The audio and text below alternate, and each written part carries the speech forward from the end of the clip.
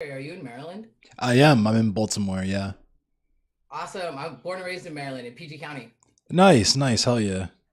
I'm in California right now, but it's my home. Right on. Nice. Yeah. I fuck with Dylan because he's from PG. So. Nice, nice. Didn't you guys just Yeah, get Dylan something Burns. passed?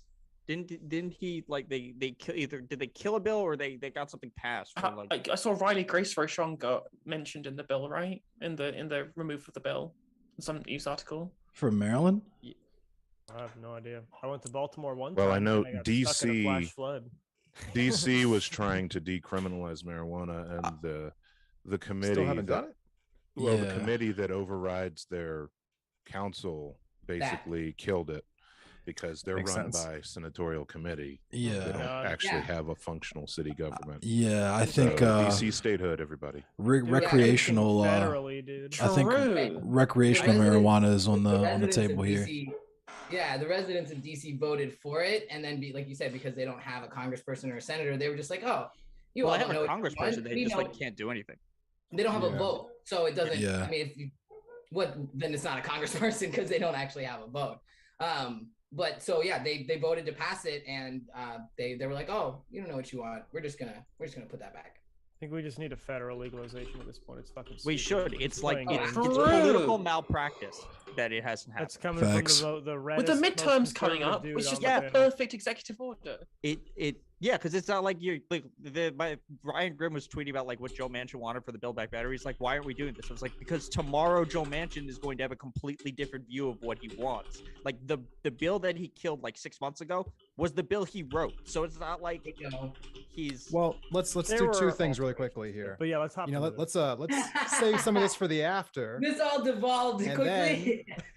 Let's also like stop saying Joe Manchin once, because that's a misnomer. It's whatever corporation is paying Joe Manchin. once. Yeah. Right. well, no, Yeah. no, he Let's bought just the call it- pipeline let's because call the it what it pipeline, the is. pipeline through West Virginia. What up, Kuma? Benefits his Benefits family. him. That's For why sure. he wants it. Okay, I'm just saying mean, he's to be fair, I was mostly, gonna replace Joe Manchin he's an with a avatar four-letter for word I whatever can't say corporation on is Twitch. paying him that. Oh, okay. Joe Manchin's constituency, though, I think is something people don't understand too much either, because it's very different than any I mean, other. I've seen a lot of them constituency. speak. A lot of people go into Yeah. West The Virginia. polling interview from them these is like people. totally opposite too. Yeah, the they want unions it. they like disagree with him. Yeah, they want it. The They're all sad thing is pissed. he's the last Democrat that's probably getting elected out of West Virginia. Like That's the thing is they say that West Virginia Democrats poll pretty aggressively against what he does, but then if he were to do any of the stuff that he's refusing to do, he'd probably be saying sayonara to the next term there, and it would just be a red seat at that point. As a person who has a Democratic senator in a red state, don't always believe the hype. Nice. Kuma. Sometimes state politics aren't as electoral as you would think. You know, like a state can go red and then you have a D senator and vice versa. or have a Maryland. D governor. No, I feel it. I've got red representatives in the blue states, so I feel it. But Same. like Yeah. the bluest state in the country. My representatives are so secure. Yeah, I mean, yeah. I mean, Well, Trump I'm in won by 20 California, so- points the same year that we elected a Democrat governor and a Democrat senator. So I mean, like, it's wild out here. Yeah. But Alrighty, let's hop into All the right, let's panel go. combos. so All right, let's do this. Just one quick thing before we jump in. For those of you who weren't here last week, I may occasionally have to step off camera due to some ongoing back problems. So if you see my camera get turned off, our guest moderator is Fresh Faces New Ideas. Please be nice to him. You know, guy with the blue background. Hey. All I mean, right. it's fine. I won't be nice if they're not. So right. All right. So as we come in, make sure that everyone just say your political leanings and you know what you do, podcaster, streamer, or if you're running for office, just tell everyone a little bit about yourself, and then we'll jump in right to the right. We'll jump right into the first question. All right. So we'll give it a few seconds of silence, and then we'll just jump right in.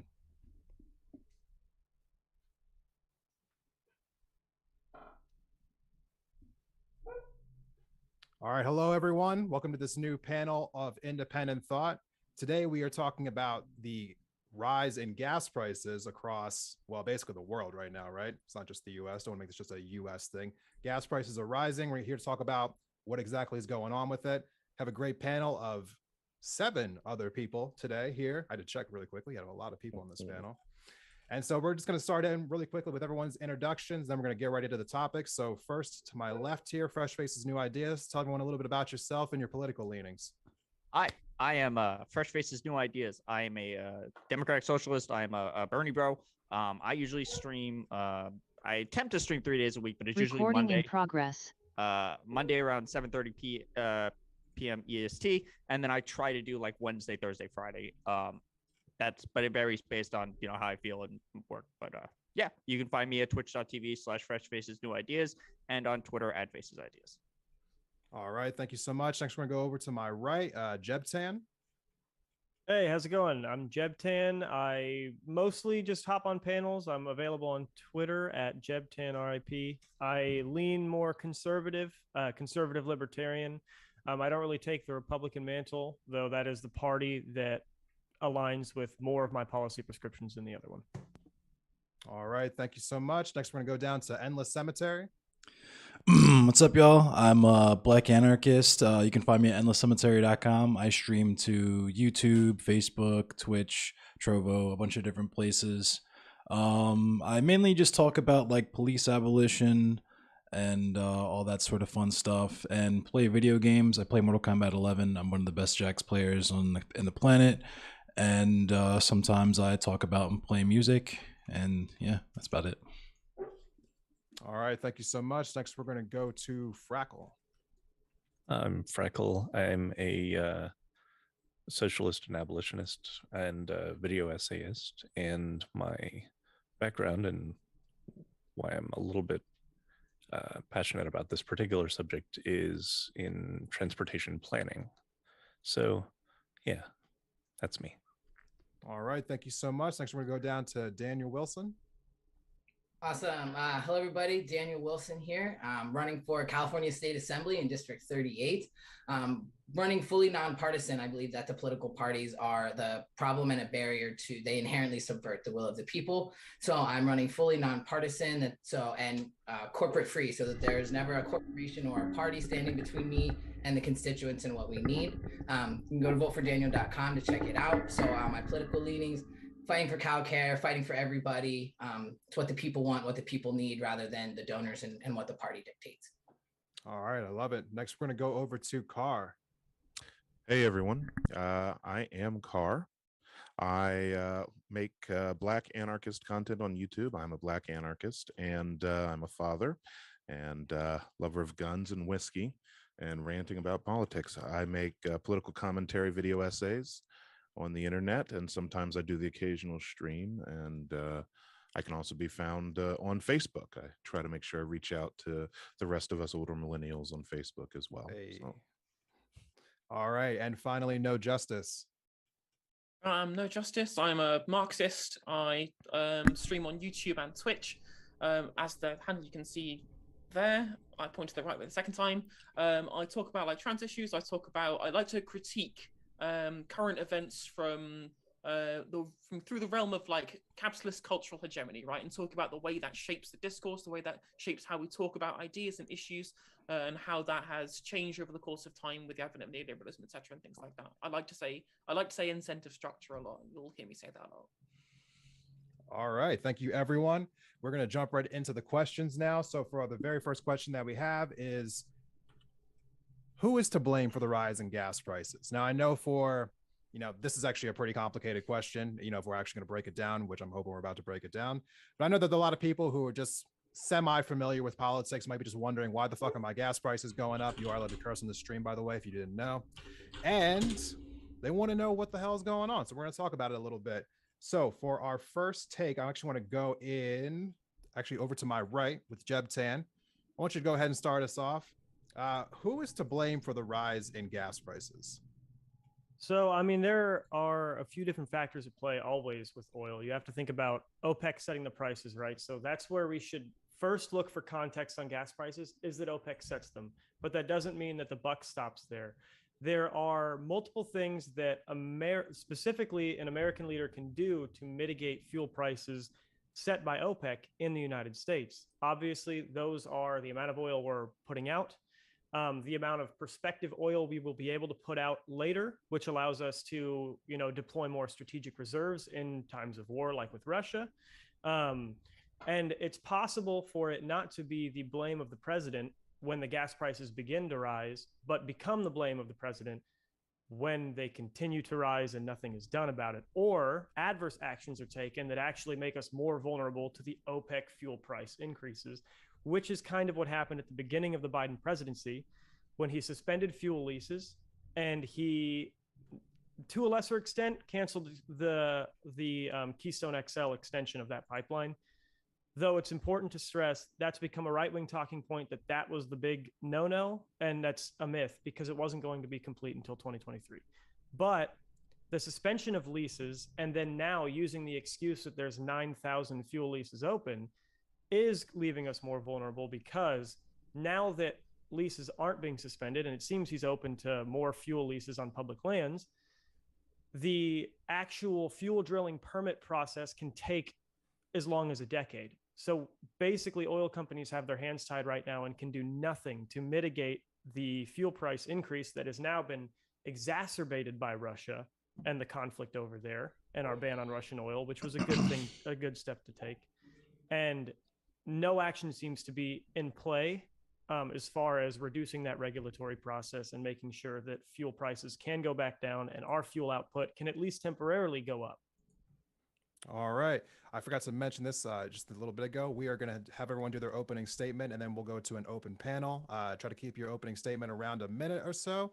Next, we're going to go to Endless Cemetery. I blame the oil and gas executives because they kind of set the prices. Yeah, I'm gonna leave it at that. All right. Short and sweet. I like it. Frackle, you're next. So since I have to stick to a minute, I'm gonna stay brief and I'll wait till open panel. But I'm actually coming in with the controversial perspective that gas prices are actually criminally low, and there are extremely damaging global impacts as a result of that. And this is something that goes back through the 1850s.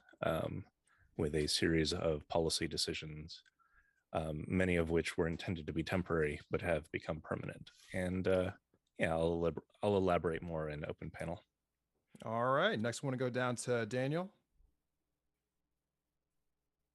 I would say the oil execs, and then, but obviously our politicians. I think the biggest failure is that we've wasted decades not shifting to green or sustainable or renewable energy, so that this even has an impact on us. If we were manufacturing our own forms of fuel that we needed to survive and power things, then we wouldn't be as impacted by the things going on in the global economy. All right. Next, we're going to go over to Carr. Thank you.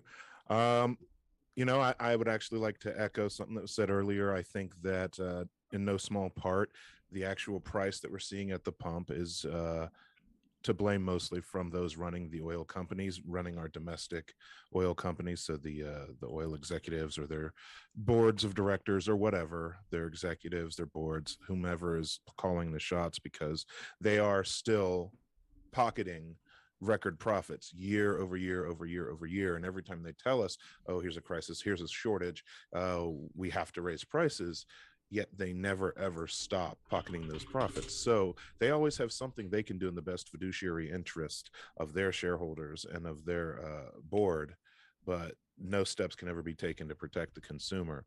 Ultimately, I would like to see fossil fuel usage abolished completely, but realistically speaking, right now, the rest of the world is still developing. So there's people who don't have access to renewable energy, so we need to have access to fuels that is equitable and controlled.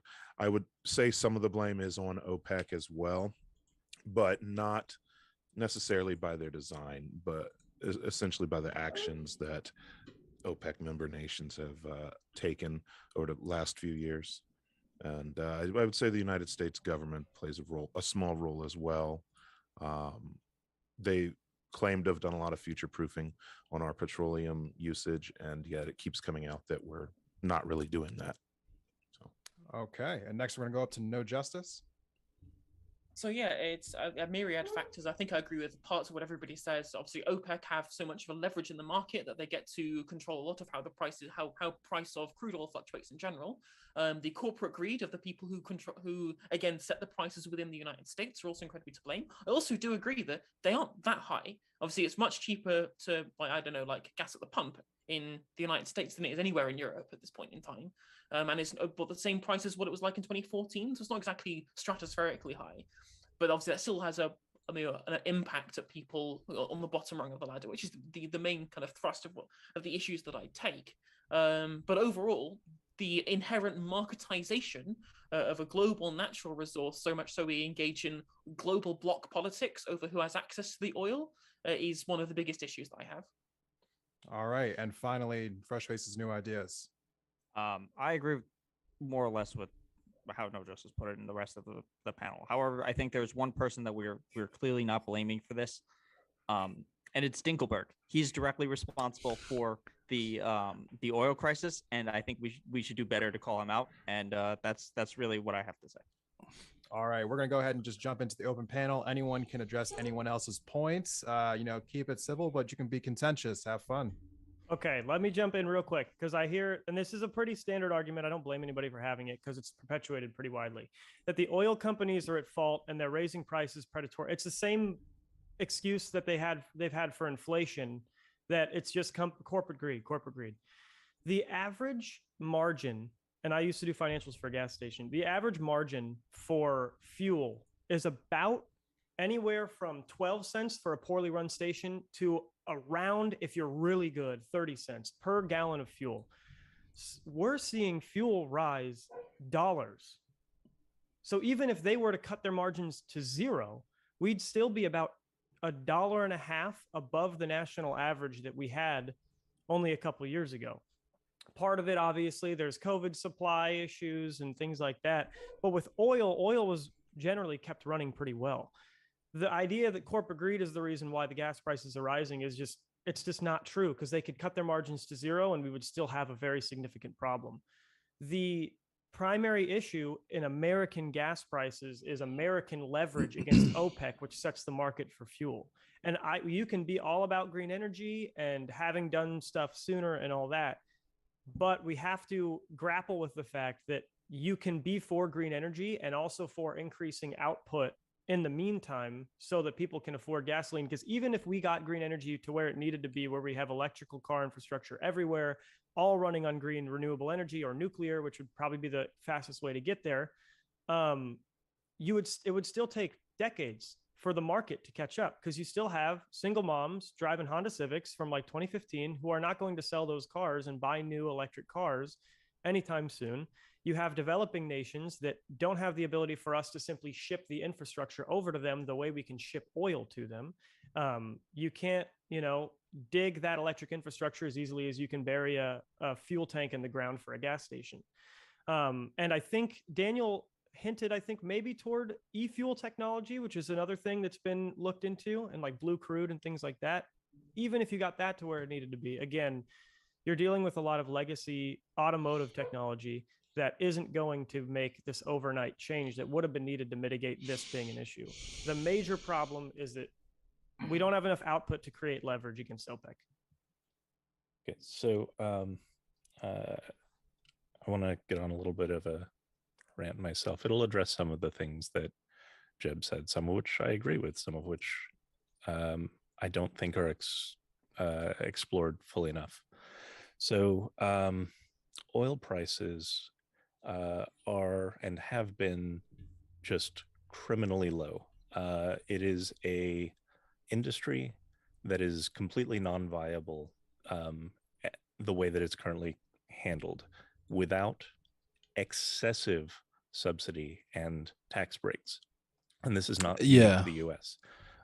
Conservatives will typically blame very, poor people. Modern, very That's capitalist kind of par for the course. nations have extreme levels of subsidizing and tax breaks for oil producers and oil this is true too, sellers, to the tune, there was a IMF estimate that it's in the trillions of dollars. I think it was like $5.9 trillion. Now, it's hard to pin that down because it's not all just like direct cash payments or anything, but their $5.9 trillion estimate is all of the things that oil and fossil fuels do, not only insofar as supporting the industry, but the environmental impacts and health impacts that they have that they don't ever have to pay. Thanks for the like, Sharon. And that do have to get paid for by people. Now, if you're doing any sort of development, you normally have to pay the environmental impacts that you are having on the environment. Oil companies, not so much. So there's another impact on this. And it was mentioned that, like, what are called developing nations are unable to get the infrastructure and stuff up. That's not entirely true. It's not entirely the picture. The problem is any other country that is not part of this, we're subsidizing this industry because we're addicted to oil. I've been awake since any of these companies. I forgot today we lost an hour. Compete to I've been awake for a while. Completely unfair degree with companies whose governments are unable to provide those same subsidies. They actually can't do the drilling and refining and distribution of oil because they can't get the same breaks to cover all of the costs involved. So what that means is there's several oil reserves and such that these states actually can't really tap into, and they are forced to wait until a US-based or UK-based or China-based company actually moves in to exploit that resource because they have the financial backing of the state to do that. The other thing is demand. Demand is kept artificially high, especially in the United States, by undercutting every effort to produce a viable mass transit solution. It's rude. Yeah, absolutely. And Big there's facts. a whole system to destroy public transit and to create an addiction to personal transportation. So you're saying Mayor Pete's not going to save us then? No, it's Elon Musk's tunnel. So what's a train? I can walk through that entire process. It's real briefly. It's basically a public transportation plan gets presented. It lobbyists insist on doing a pilot project. That pilot project is designed to fail because if you are setting up a mass transit system, it has to serve the entire area, because if it's just serving between these two stops, you're not going to get a actual realistic view of the ridership. You're just going to get the very few number of trips that are in the pilot area. And that never provides a complete picture. So it inevitably says, oh, well, people don't use it, therefore, let's just pull the rug and not bother. You can see this pattern over and over and over again across many states, especially here in the US, but also in other countries as well. I don't mean to cut you off, but I want to ask a quick question. Sure. I think you and Jebtan have both done a great job of explaining where the system is currently, but how about more retroactively? How about why is the system so fucked in the first place? Does everyone have an idea about how the system got to be this fucked up, as we are currently sitting? Capitalism. In the United States, it started in World War I and then was reinforced in World War II. We heavily subsidized and built in all kinds of breaks during wartime to prop up our oil industry to finance the war machine. Other countries followed suit because they were like, that's a pretty good idea. Some actually were ahead of the curve in World War I on us on that. However, we never removed those incentives. There are things that were put in place in 1914 that are still in place today. Military industrial complex. A temporary wartime measure. This makes sure that these companies are able to basically operate as if they are a critical wartime resource, which, it keeps the prices extremely cheap, but it's not actually realistic, and it also artificially increases the demand by keeping it that cheap. Well, let me jump in real quick. Oh, Yeah, actually, let's- really quickly, you guys, because you guys have both kind of been in the Yeah, open so far. I'll dip there. Car, Daniel, I saw you both trying to like pop up there for a second. Do one of you guys want to pop in and say something? Go Yeah. ahead. Basically, I wanted to first of all respond to a comment made by Jeb Tan. Just with a little knowledge that I have of gas stations as well. It is true, retail gas stations, the place where we're seeing these price hikes at the pump, do operate on slim to none margins for retail gas being sold. Retail gasoline. They make their money on potato chips and cigarettes and beer, Right. obviously.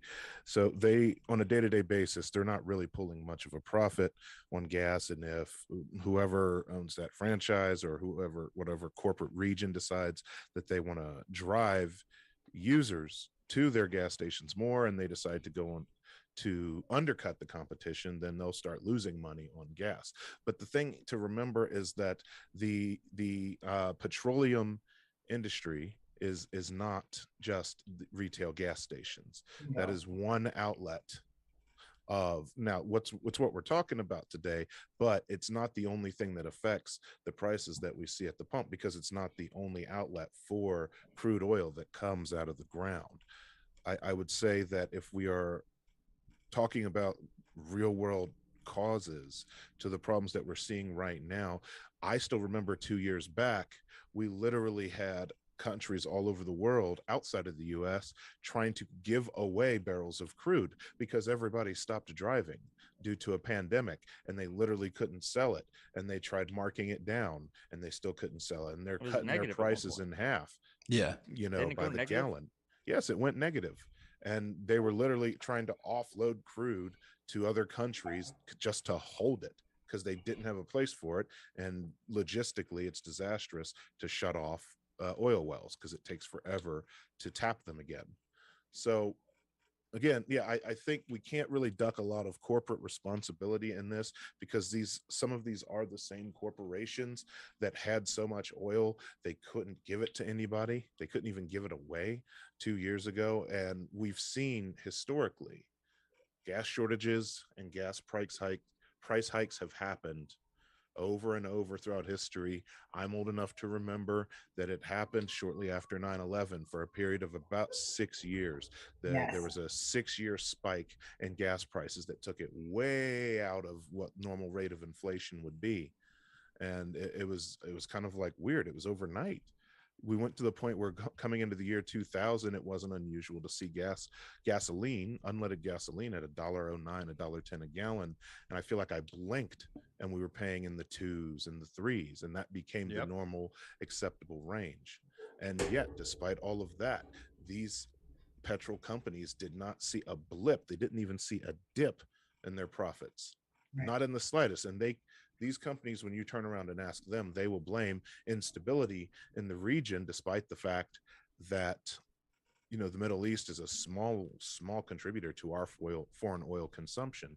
They'll blame instability, they'll blame war, they'll blame terrorist attacks, da da da da da da. At the end of the day, that's not reflected in their financial performance and in their fiscal records, because we are talking about publicly traded companies. Their records are public.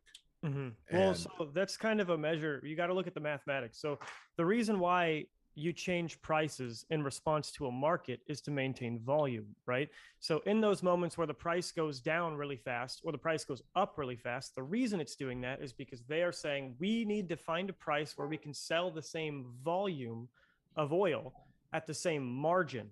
So the price has to change based on the demand, because basically the cost is going to go up, which means the price is going to go up. But both of those things can happen directly in relation to each other while your margin and your volume stays the same. Margin and volume is what dictates profits. So just because the price goes up really hard because of an increase in demand and low supply, and a gas station still marks the same profits, that doesn't mean they're the reason why it went up. That means the demand went up, so the price went up, and they maintained the same margin and the same volume, which all that means is they raised the price exactly I how don't much know about they this needed one. to maintain What the up, Bink? volume and margin that they had before. But the main driver of the price change It's all good, was Bink. still the demand. People look at pricing in just a measure of supply and demand, and so they're like, well, profits should go down if demand goes down. And they say, well, no, Because if demand goes down and there's too much supply, that means our costs Hell yeah, are it's going Freckle. down, and we're able to maintain the same margin and the same volume. That's margin and volume are what affects the retail gasoline seller or even the oil company. Demand and supply are what dictate the price, because The when seller you're talking about dictates a the free market, price. what you're banking on is corporations trying to maintain or even slowly ascend in volume and or margin. But that doesn't mean that you can take this giant $2 price hike and say it's all corporate greed, just because they still maintained the same volume and margin. Because No, I understand, but they have not demonstrated this increase in demand. Yeah, that would that's what I'm warrant these saying. price hikes and that would warrant this change. More Mhm. importantly, the stronger pattern that it shows is that, okay, they say something happened in the Middle East or something happened in Russia or something happened in Ukraine. This Yeah. instability has the opportunity to affect demand, or this instability has the opportunity to affect Mhm. supply, right? supply, yeah, These that was the are big at one. or supply in this case. These Yeah. are at their level. These are not massive ripples that would be felt all the way down to the consumer unless they reflect it at the pump, at the retail level. The reason why I say that we are suffering in at least a large part due to corporate malfeasance is because it is an industry left unregulated and allowed to trade on the international stage, and there's no cap on how much of these fluctuations they can turn around and offset on consumers at the pump. This is That's facts. my point, is Well, that yeah. they are avoiding any fluctuations on their end by making up for it on the front end, basically the day-to-day person filling up their car. Sorry, Daniel, did you want to step in? No, No, you're- Daniel's not familiar with the panel format. Daniel, just jump in. Just Yeah, jump in. hop on Shout it. over Yeah, me like, because I'll sorry, talk hippie. over you. Too So just shout polite over and me. respectful.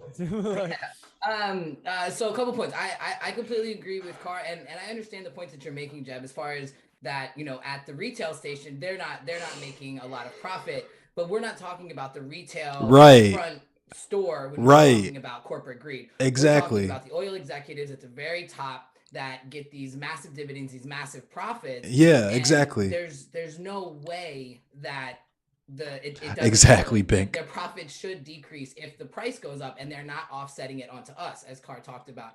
There's also a big problem that isn't talked about enough, that number one, as Carr was starting to discuss, that we export a lot of our oil. We do. So if we were able to keep that home, again, what's going on in Russia wouldn't affect us. Again, Russia, this whole thing of canceling our contracts with importing Russian oil is going to make our costs go up. Again, they count for less than, I think it was either 8 or 3%. It's of our, 5% of like general, but then there's another metric. I don't remember. I think it's where they produce a large quantity for us.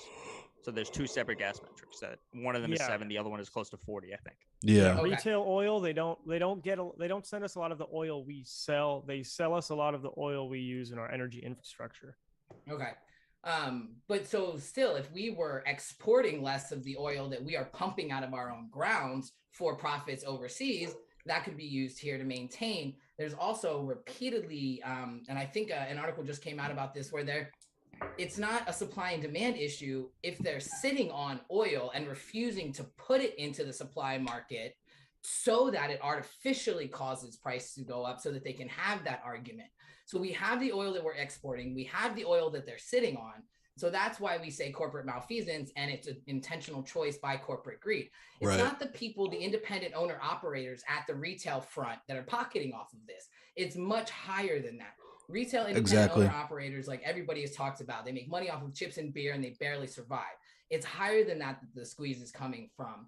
And so I also want to say that earlier when I was mentioning green energy and sustainable, I don't see that as a solution right now, because it like you said, it would take years for us to get there. Right. The question was, what is the cause? And I would see the cause that if we had gotten to this earlier, we wouldn't be feeling this right now. Right. But I don't I feel see that as the quick way out of this right now. We should be investing in our own technology and sustainable stuff, not only to bolster our own economy so that we get the patents on the technology stuff and we could produce and manufacture here rather than letting another country beat us to that in the technological race, and then we've got to pay for it. So I don't see that as an immediate solution, as a quick fix right now to decrease gas prices. That was an answer to the question of what led us here. Definitely. So Really So one of quickly my- here, Oh, we sorry. haven't heard Endless jump in yet between your opening statement and the panel here. So give us the anarchism take on this. I feel like Carr's doing a pretty good Yeah, job. Car's an anarchist. Yeah. I was The gonna say. Baltimore anarchist. Take. Appreciate it. But yeah, I don't really have anything too different to say. I feel the same in terms of it's always whenever these types of things happened, it's always the most vulnerable people who have to take a haircut and not the CEOs and executives who are going to make millions of dollars off the oil anyway. Like they could just eat that cost for however long as it means, you know, for the betterment of all the people who need that oil for whatever things it's used for. But also, yeah, just like Daniel just said, it's not necessarily a solution in terms of where do we go from here, but like literally the reason why we're in this situation is because of all the effort that was put in to crush renewable energy and, you know, sustainable energy infrastructure. And just like Frackle was saying, oil is low-key crazy underpriced because of how subsidized it is and the artificial demand for it that's created. And Estimated cost if they received none of these tax breaks and subsidies would be Yeah, what up, about Brittany Shu? 15 USD at the pump. Yeah, per well, gallon. so I remember Oof. hearing. So the issue with that though is like we were saying, if you okay, so we got to look at this practically. One, let me hit exports because we can't mitigate prices at home through reducing exports because the issue is OPEC sets prices not based on the demand from the US. They set prices based on worldwide demand. That's So true. if the US stops exporting, we still lose that same. If we, instead of exporting that fuel, keep it here, we don't get any net gain in leverage against OPEC because OPEC sells internationally. Our exports create leverage for OPEC because they have another participant in the international market.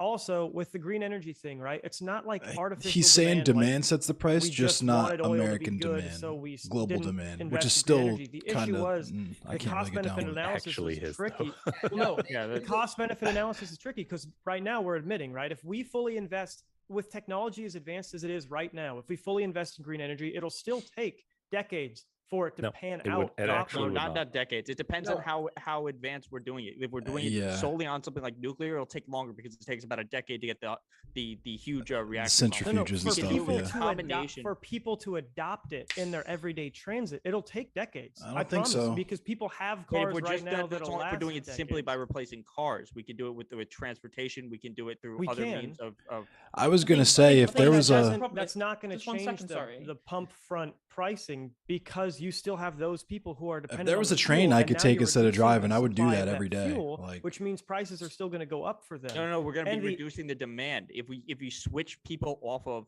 using No. that as a fuel source, it will lower the demand for it, which will lower the prices. Not, because- but All you're right, just hold saying on. switch Moderator people. stepping in one more time. Sorry, Jeb. I feel like I keep doing this to you, but No I promise it's not on purpose.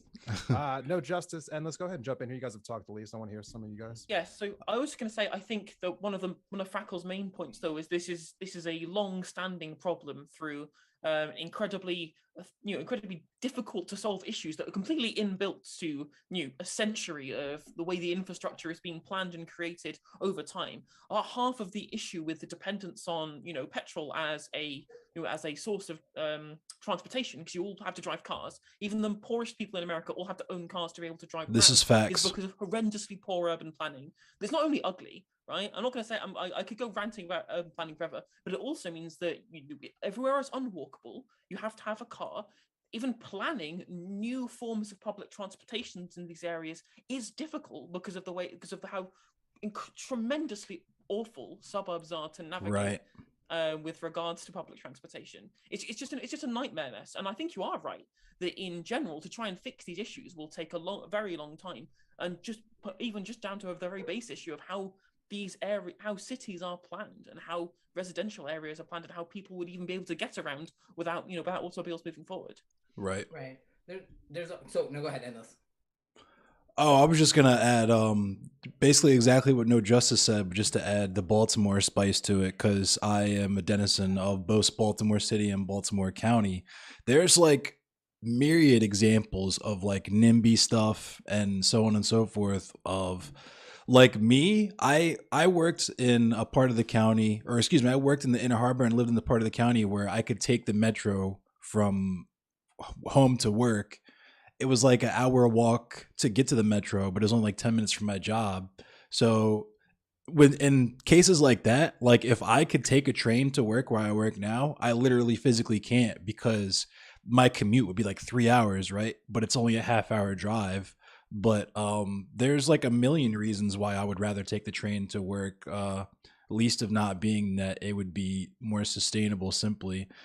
I feel like building that infrastructure, the difficulty comes from, like I was saying, a lot of the NIMBY vibes, because it's not as if there's a shortage of people who want that type of stuff. It's just that it's not profitable for people that might have their hands in the cookie jar when it comes to oil, big oil money, or in the case of Baltimore, that's like low key segregated, just straight up NIMBY vibes. But yeah. Touching on the NIMBY thing. Sorry, go ahead, Daniel. No, I just real quick. I just wanted to touch back on the, like, as Frackle talked about earlier, the targeted, intentional squeezing and destruction of any type of increase in public transit and public planning, where we can see a targeted attack to make sure that that never survives. There's also documented evidence for decades of intentional attacks on sustainable technology. So there is an intentional attack from big oil, big oil industries and big fossil fuel to make sure that certain technologies never saw the light of day. Both our federal government and private oil companies have made sure that technologies that would have saved us millions of dollars and all of this time and stress decades ago, it was squashed, and it's in a vault somewhere, never to see the light of day. So there's documented attacks on green and sustainable technology through the oil companies and stuff to make sure that they maintain the profit and the hold on it, as well as what we see in public planning. And it's a very great point, No Justice. I'm so glad that you brought that up. We're seeing that here in my own community, where we're trying to just increase bike usage, and the fight that we're getting pushback on just creating bike lanes. Like, it's not even putting buses or trains or trucks, just creating a safe place for people to ride their bikes are getting pushback. So imagine telling people that you're not going to put a train or tear this down or do that. So they've made it so hard that we can't do these things. And so there's so much intentional infrastructural blockage to growth and doing these things that would alleviate a lot of problems. Yeah, but most of that is directly affecting. Go ahead. Oh, sorry. Yeah, most of that, I've seen the stuff about the intentional, like, assassination on green energy. Even the stuff that is there, it's more about like general energy infrastructure and like public transit. But the issue that a lot of people and people keep saying, like, this public transit's this answer, like just get electrical or green energy public transit will be good. There's the reason why people like try to make these one-to-one comparisons to like Europe and they don't work is because we have so much land mass to cover. And a lot of places, urban planning is not going to solve it, because you're not going to get this amazing public transit infrastructure in rural Nebraska or rural South Dakota that's going to solve all the problems for people who live in towns of 1,000 people driving to another town of 1,000 people. I don't know about that one. Well, let me tell you something. There's one. This invention called trains. One of the most efficient means of transporting anything in the world is trains. We have proven with technology that's 80 years old that we can lay miles of track faster than we can dig fucking hyperloop tunnels, faster than we can build airports, faster than we can build more highways. We can lay miles of track. And this is not a pipe dream either. This is part of our history. We are less connected now in the continental United States than we used to be. We've ripped up tons of our rail infrastructure. It's not about speed, though. It's about, you do have to think about financial viability, because that comes from the tax paying. That can be taxpaying as an extra subsidy. One of the best returns on investment. All right, everyone. I think we're going to actually move to our next topic here. I just looked at the clock. We've been on this first topic for a minute now. So what's up, if anyone wants to make a final point, try to keep it short. I really do. Back on one point if I can. Yeah, just keep it short. I'll finish do 1 minute. Go ahead. Sorry, who? No Justice, go ahead. Okay, so I just want to push back. Are they just gonna like push back on that point where, well, there are these small communities in rural areas that can't really be served by public transportation. And that's true. There is a limit to what public transportation can do in these areas, but the vast majority of people in the United States live in centralized, large city communities, right? That's where the vast majority of the population is. So you fix those issues first, then cheaper Right. gas for everybody else because the demand's gone down elsewhere. Yeah, the it price fix the will go up urban sprawl. to match the demand. Okay. All right. Anyone else have a final point they want to make before we switch topics? I feel like we were All right, just, I saw we could just Frackle do a line of first. closings. Yep. Okay, so I wanted to add on to They also Endless work in telco. talking about ATT are the absolute worst though. talking about NIMBY stuff, because there's one aspect of that with our current infrastructure, and it gets away from the dollar cost. 200,000 lives per day in the United That's correct, States, Brittany. or That per is true. year, sorry, in the United States, or over 500 per day are lost due to health impacts that can be directly attributed to the burning of fossil fuels and natural gas. And it's not the wealthy folks living, in the nicer neighborhoods that are suffering that. Yeah, in addition to all of the financial cost, there is an actual measurable human cost to our continued subsidizing of this failed industry. Okay, I think I saw a car. You want to go ahead and give a close really quick? Oh yeah, sure. I'll keep it short so I can cede to other people to have more time. And I want to get back to the original question about, what was the cause of these price increases. I think that the biggest players in my mind, it should go U.S. government, and then the corporations, and then to some extent OPEC. But OPEC, we're looking more at an international issue.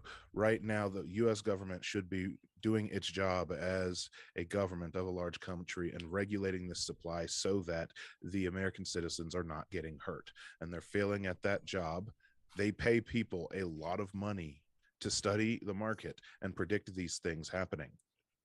And yet they have yet to utilize their massive reserve supply or even prep it for use, because it takes 90 days to come online, to help guard against these huge price increases and these huge price spikes. So they're to blame, and they're to blame for leaving these corporations unregulated, and these corporations are to blame for passing on these market fluctuations, not to their coffers, but to the end consumer.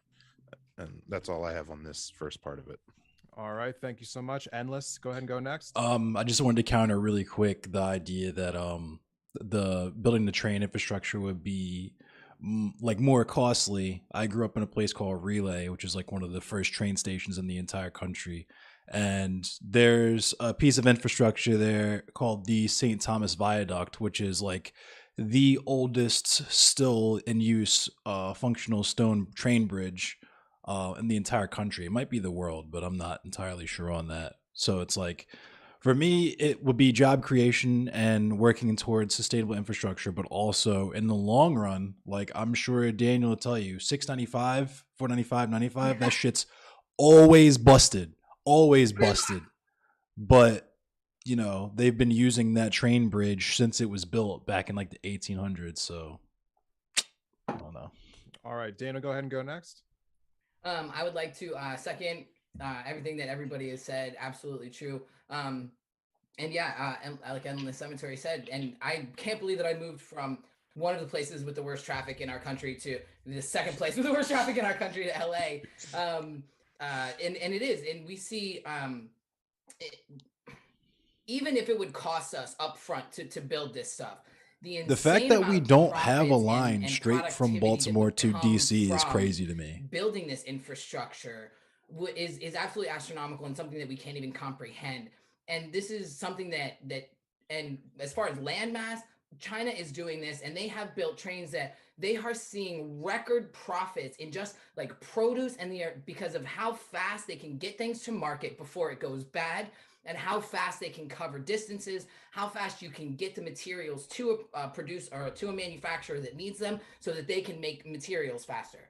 So there's a domino effect of how positively it would benefit us to do the train infrastructure. And I completely agree with Carr. I would say it's our federal government's decisions, the oil executives that we let run amok, and then OPEC. And why does the need to maintain leverage on the international stage versus keeping our citizens and our residents able to, meet their needs? Why is that more important? The political posturing and the working class poor that suffer because of these gains is just not worth it to me. All right. And Jeb Tansel, you had your hand up too? Yeah. So anyway, as far as the international leverage does help the working class. Since OPEC sets the fuel price, the crude oil prices, having international leverage that forces them to lower their prices due to competition on the international scale also helps the people at home. That's why I'm saying there would be a net zero difference if you brought that oil here, because you wouldn't be creating any more leverage here than it would be anywhere else. But the OPEC's an long international term market. goal is to get As away far as the from public oil, transit thing in though. rural areas, time and time again, people have tried to shake out the finances of actually somehow connecting every rural area in the middle of the United States together. It's ridiculous. It's astronomical. And there's no proof that it would be cost effective at all. In fact, pretty much all the proof is They've done it otherwise. in China. And China's a We terrible just have example because all of segregation their here. metropolitan and international trade activity happens in one area of the country, and everybody else goes to and from those areas of the country. The United States is dealing with a web of How is that interconnected different communities from the throughout United entire nation. States? China, all the goods manufacturing that goes out internationally, all of their big trade happens on the coast. So it's all rural and in China. I know we have to get off this, but this is going to like, the coast and back. what That's is he why talking public about? infrastructure works really well there, because everybody's going the same places. That's not the case in the United States. It's a lot more intricate It in the is, United States, though. and Increasingly there it hasn't been anything that is. would shake out that the financial implications of transferring all of our oil money or whatever you guys are saying toward green energy tomorrow equals 20 years of absolute havoc at the gas station if you're reducing the supply for the oil or making it extremely expensive to produce oil for the people who aren't yet adopting electric cars because they can't afford to, because you're basically saying, well, you guys can either, like Fresh Faces, They could subsidize electric cars the same way they subsidize oil, though. Then they're good. Or like new that homes. switch will take about 10, 20 years for a lot of people who already own gasoline cars and can't buy new electric cars. And so in the meantime, gas supply is either far lower or the price. This dude's a is token far higher, conservative. and you're only jacking up the prices higher and harder on the poorest of the nation because they're the ones who can't afford to get the electric cars and just switch. All right. I think Fresh Face, do you want a closing statement? Should we go to the next topic? Yeah, let me just close the statement. Look, a lot of times the complaint is it costs too much up front. Infrastructure is like always the biggest thing where they're like, we can't fix it now because it's going to cost too much. The problem with that in general, like when we're also talking about trains and shit, is it's broken anyway, and the longer you need to fix it, like to be fair, the infrastructure bill that it's passed busted as was fuck. the largest infrastructure bill in history. The carve out for the year is about enough for just New York City, period, to fix New York City. The more we pump into this now, look, there is switching the infrastructure now into from fossil fuels to green is not going to solve this problem immediately. It just isn't. We don't have enough power for it. We don't have the power lines for it. We don't have the technology for it. But it is a scalable program that the more money that you put into the R&D, the faster it can spread out, and that there's more money trapped in it. That's over and over again. They're saying, look, you give us a subsidy in this, and we're gonna be able to put the resources behind it. It's the companies that do this say it. So really for this, you're right. The government right now, is inability to handle this is shocking. The fact that they weren't, like, they kind of should have known about this. Like, obviously when you're negotiating with Putin, they should have been like, hey, we don't want a war, but on the off chance that we're going to go like full nuclear sanctions on them in the way that we did, we should kind of have like a backup plan, maybe some type of like war hardship, UBI or something. Which, look, Andrew Yang, if he ran again on this, would actually have a point, because like every single thing that happened shows that a UBI is effective. But look, the right answer right now is still Dinkelberg is the cause for all of this. All right. Well, thank you everyone for that. I think we're going to just go ahead and switch topics. I know that we could probably go on that topic for a lot longer, but we are going to switch because we have more topics. So our second topic for today is, should the U.S. and the West ban Russian oil and start drilling more here in America? And I guess just everywhere else. obviously. So again, opening statement, try to keep it to under a minute. And also to everyone watching, whether you're watching currently on Twitch or in the future on YouTube, go ahead and drop a comment really quickly and tell us, who do you agree with or disagree with on the panel right now? Get some comment action going. But first, our first opening statement, we're going to actually go back into reverse. Fresh faces, new ideas. Heck not. Start us off really quickly here, a minute or so. Freshie, the US young freshie. and the West ban Russian oil and start drilling? Well, look, I know that we have. Sorry, I think the U.S. has. Idea. I'm not sure which other countries have yet to do that, just because it's a every day is a different thing that comes up. Look, we talked about this. They agree on the with other me panel though. last week. I don't know how much more like drilling we're able to capably do in a way that would make significant differences. I think at this point, subsidies either for the companies to drive their prices down or directly to the American people, or some type of windfall tax that would be redistributed among the American people, or maybe we start seizing our billionaires' yachts to pay for things. That's really how we're gonna repatriate that type of stuff. It's I don't know, like the other countries. Like, look, the fossil fuels is bad, like just across the board. The problem with this is one of those things where like it's directly tied to a presidential approval rating, how high the gas prices is, but like they don't have the ability to really change all that much, and we can't change things without like mass like cultural change that we are nowhere near close enough to. All right, thank you so much. Next, we're actually go down to, I guess, everyone's changing the order on me. Frackle, go ahead and go next. Okay, sorry. My mind is still. I want to answer the question, but I have to correct this misconception about public transit.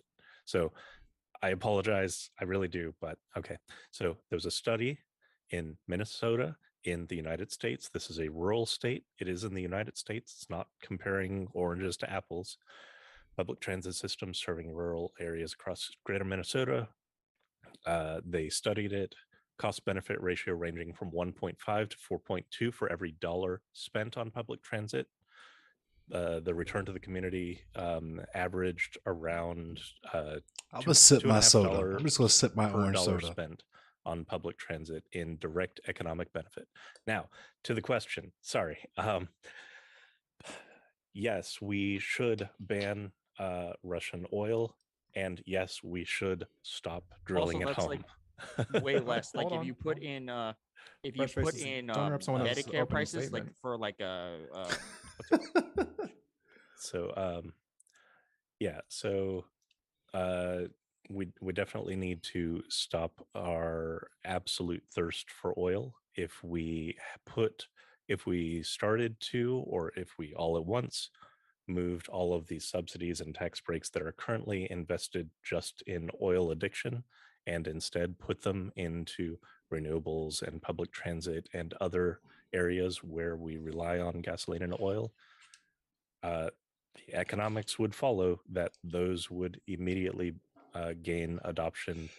It would hurt for a couple years, but then things would be a whole lot better across the board, not only in energy like reliance and dependence on both domestic production and foreign production, but also tons of health benefits and tons of community benefits. So, and that's not even increasing spending. That's just taking the subsidies that are currently spent, propping up a failed industry and moving them towards a better system.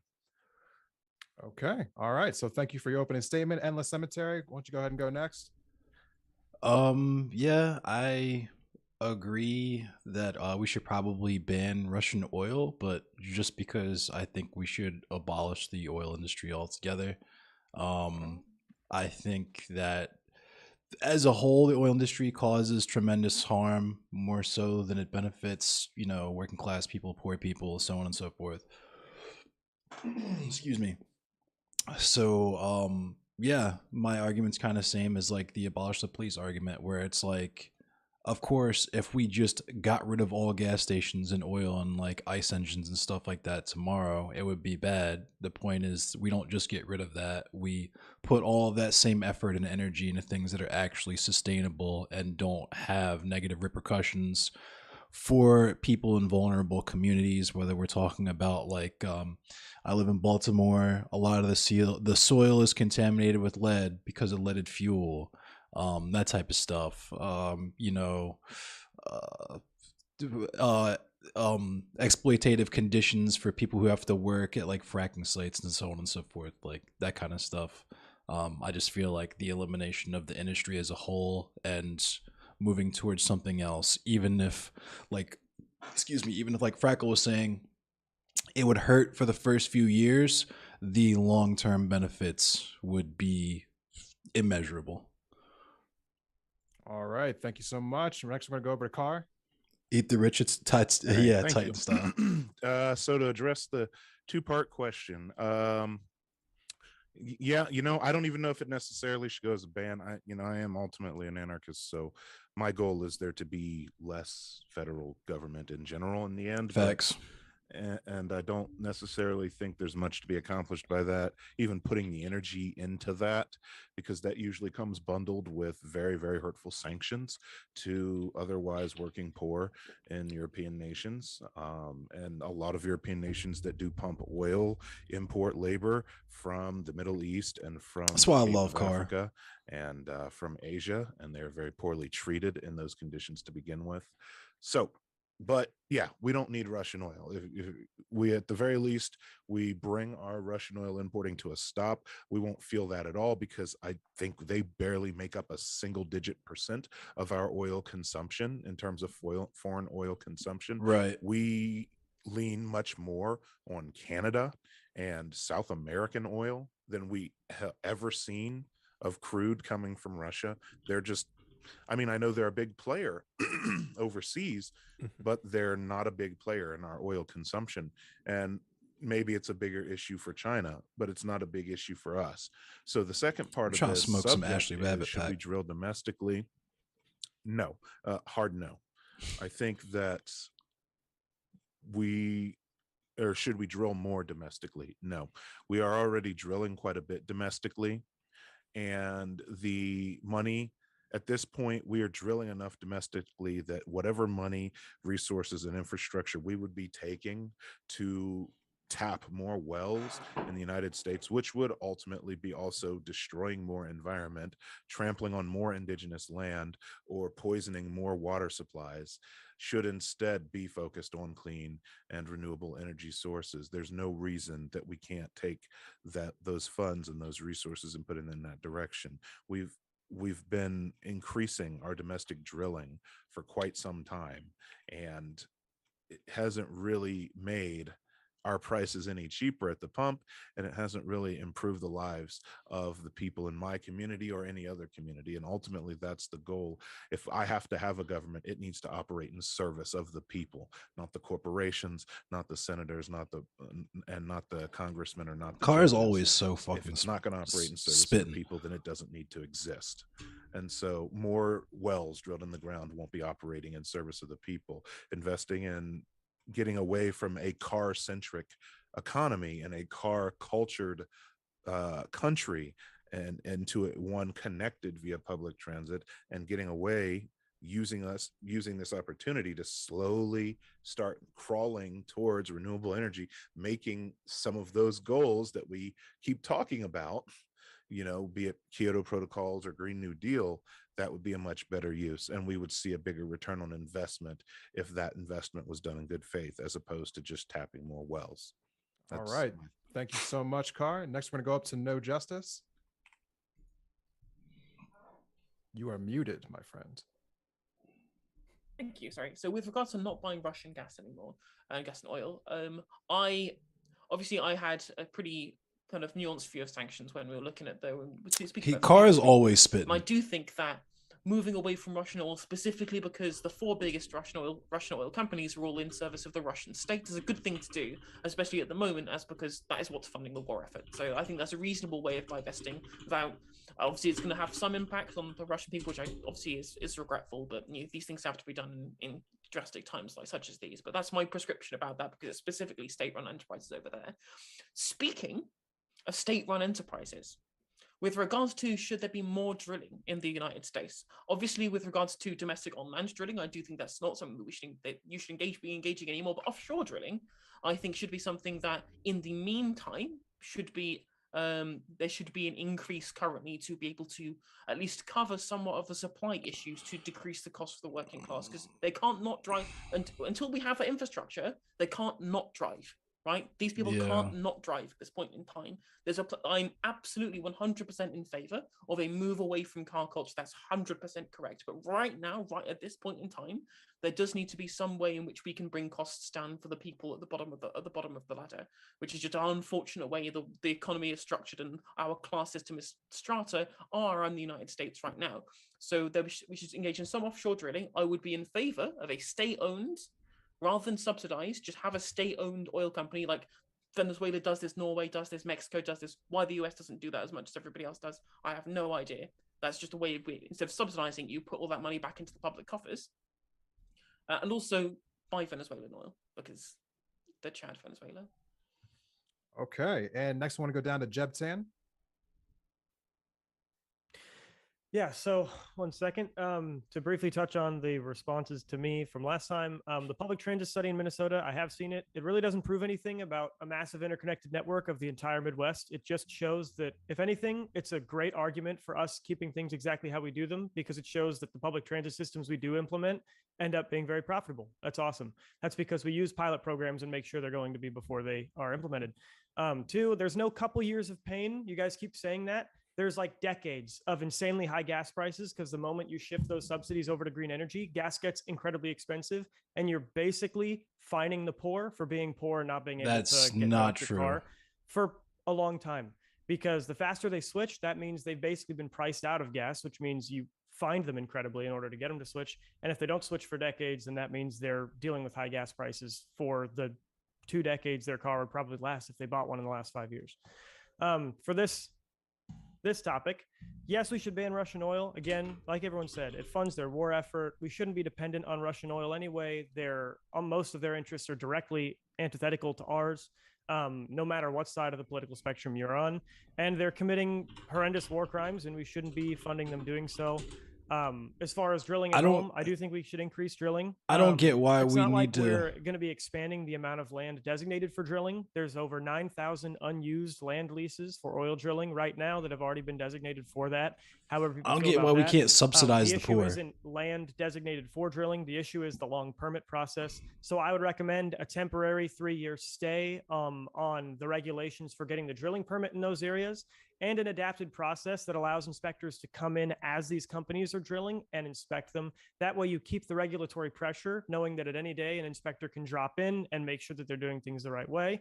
But we let the process go on as the drilling also goes on, so that we can get an immediate alleviation from fuel prices, not only with the oil being drilled, but also a release in our strategic reserves that we can do, knowing that we'll be able to replenish them with the increased drilling through the temporary stay. All right, thank you so much. And finally, Daniel, your opening statement. I would say yes. I'm agree with everybody else on we needed to cancel our imports of Russian oil.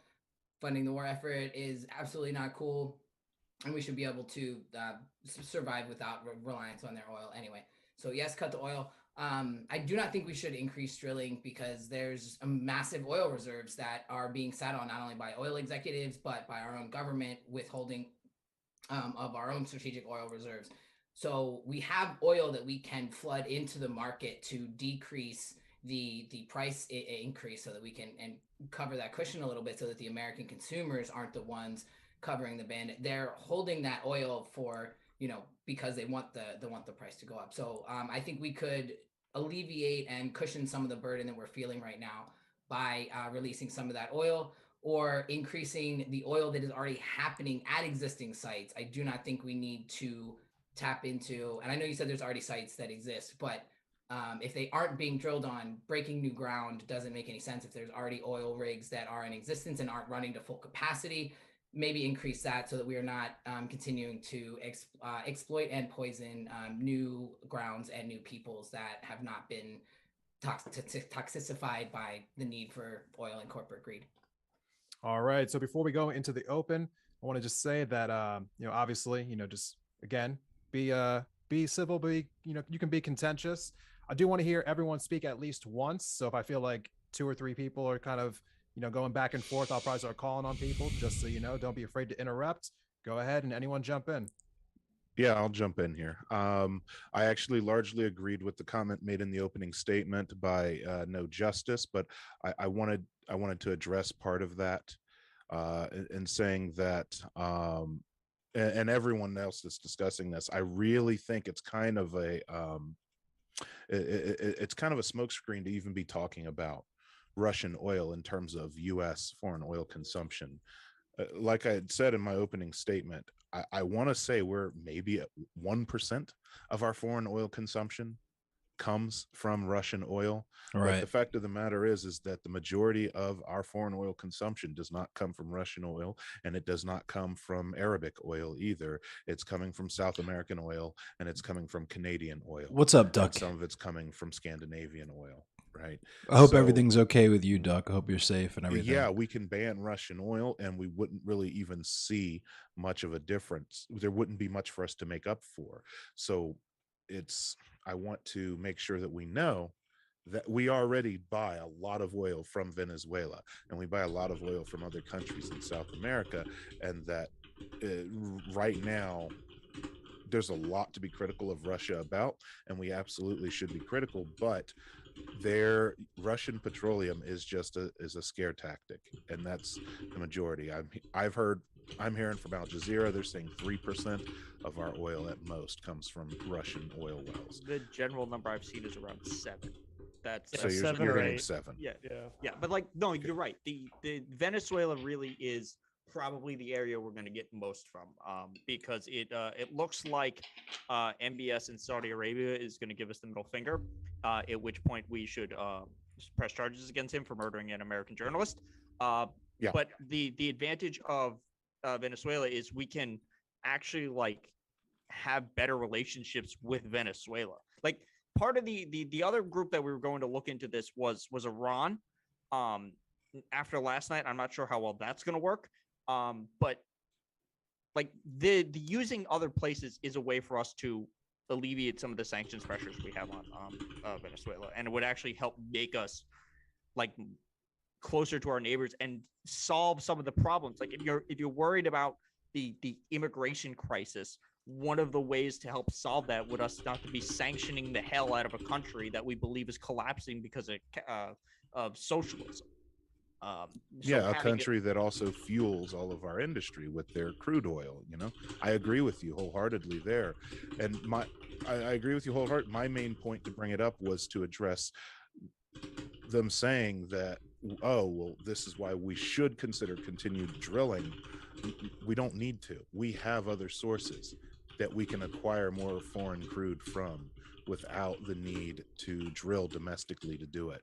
We already drill a great deal domestically. We already have a very, very good supply line to our National Reserve supply that could easily be refilled. If to bring the National Reserve online, it takes about 90 days to do it. It takes 3 months.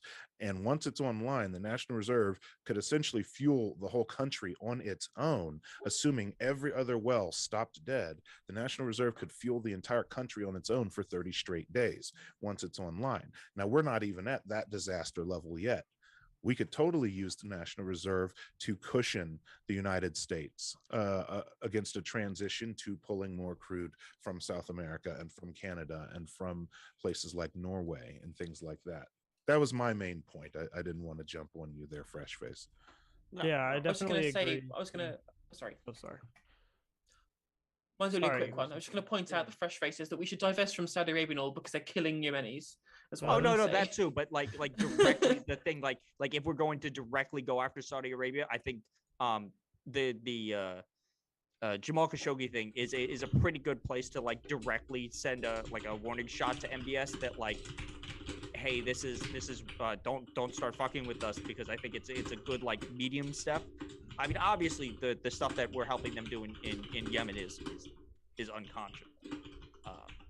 Like that nobody is going to defend that. I think this is a good warning shot because they're like kind of feeling themselves a little bit. Allegedly, they didn't take Biden's call. I mean, sending like a warning shot that like, hey, you're gonna fuck around with this. We have the bigger, we got the bigger dick in this one. Okay. So I agree largely, honestly, with strategic oil reserves being released. Not in entirety, because there is, like it says, a strategic element to having those reserves. But I agree with, I don't think KAR was even suggesting that. I think he was just giving the example of how much we have in there. I think we should use it to cushion, but I also just think we need to increase production just as much as we need to become a net exporter again. I think that provides sufficient leverage to keep OPEC prices under control. And it also serves American interests to be a net exporter. Now, that doesn't mean that you have to jack up exports to make sure they're higher than what imports are right now. You can become a net exporter by reducing imports and reducing exports. However, it has to happen. We're going to have to increase production to do it. And I think we should increase production to become a net exporter, even by a 1% margin, just to show that at any point we do have the ability to keep our oil on our shores and stop taking oil from other countries at the same time in a crisis. That provides a lot of economic leverage. And we can do that without even filling the 9,000 land leases. Like Daniel was saying, we can do it just by increasing the drilling on drills on rigs that are already in place, and only using, I think, 1,000 or 2,000 of the land leases that were set aside. And we could do it really easily. The issue is, it's just a matter of an immediate solution. Even if you are pro green energy, this still helps the green energy initiative. In the sense that you are giving the Americans a palatable solution for the next few years and ensuring them that if they do decide to vote for green energy solutions, they're not killing themselves at the pump in order to do so. Because but it's always for the next few years. All of these policy decisions since 1850 have been temporary measures. Let's just do this to keep us going a little bit longer. Let's just keep on adjusting prices to keep prices low so we can continue using oil. Where does it end? At what point do we actually take a policy position to get off of oil? What is the proactive measure you take? Well, the measure I'm saying isn't to just arbitrarily increase drilling. The measure I'm saying is just create a 3-year stay on the inspection process and allow inspections to go on concurrently with drilling. So you keep the regulatory pressure, but you allow them to start drilling now. It's not necessarily something that if it did go on forever, it would be that bad, because we'd still be inspecting the rigs. It's just a matter of allowing the drilling to start now. That's the only thing that measure could affect. Under that framework, where is the off ramp for oil? At what point do we stop using it? I mean, sorry, Daniel, continue. Sorry. Well, I'm going to address both. So good point. So I agreed with Jeff. You were making very good points. I love what you're saying up until the point where actually Frackle jumped in as well. I think that the problem is too often it's just this Band-Aid that's put on something. It's like just for now, just for now, just for now, just for now. But if we legislatively mandate that at the same time that we are increasing the production on existing drilling sites, that we also at the same time ramp up R&D and productivity of green energy. Like if we put that in writing to mandate that, okay, we're only going to increase productivity for 3 years. And in that 3-year time, we're going to put that same amount of time, effort, and money into increasing our R&D for sustainable energy, and mandate and actually outline an off ramp. I think that is where a lot of times our legislators get off the hook, is not, they intentionally don't put that down in writing.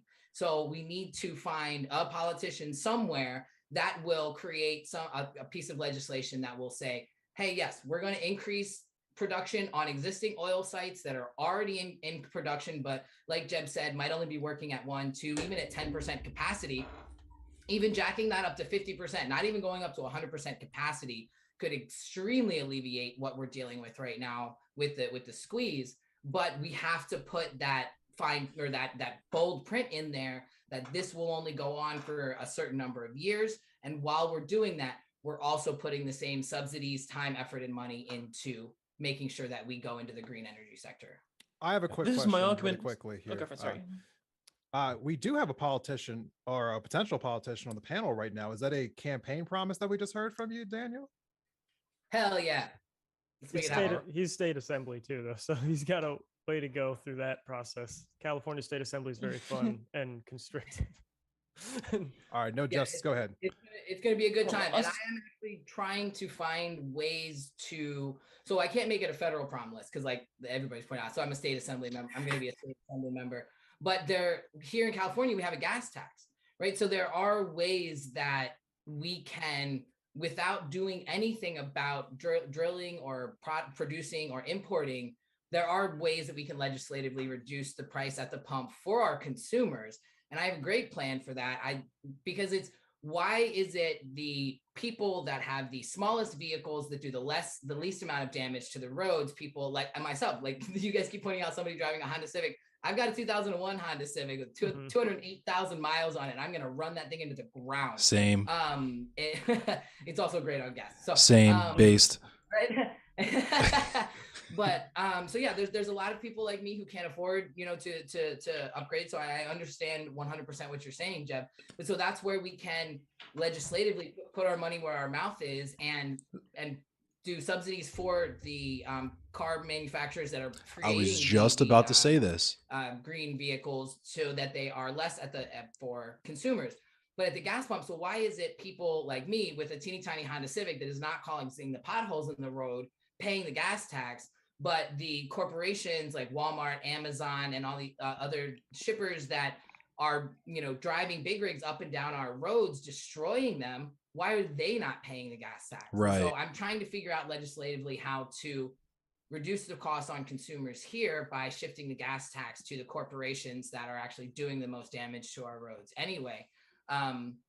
But I will also look into what I was just talking about and see how we can make that work here in California, because we do have huge manufacturing industrial capacity here in California that already exists and can either be restarted because it's been allowed to go fallow because it wasn't a valid sector, right? Like we have a water salinization plant that we created here that by the time it was running, we no longer needed it. So they stopped production and working on it. And so now it would take us another decade to get this thing running when, again, we've been in a 7-year drought. We have to stop. We keep saying we can't afford to do it now. Everybody we were talking about earlier, everybody talks about the cost of infrastructure. They keep saying we can't afford to do it because it's so expensive. We can't afford to not do it because the longer we put it off, the more expensive it gets. So we have to invest in this stuff. Buy once, cry once. once. Water desalinization plant. Okay. Even if we don't need it now, we still need to invest in keeping that up and running so we can still offset the water costs for, again, low income consumers.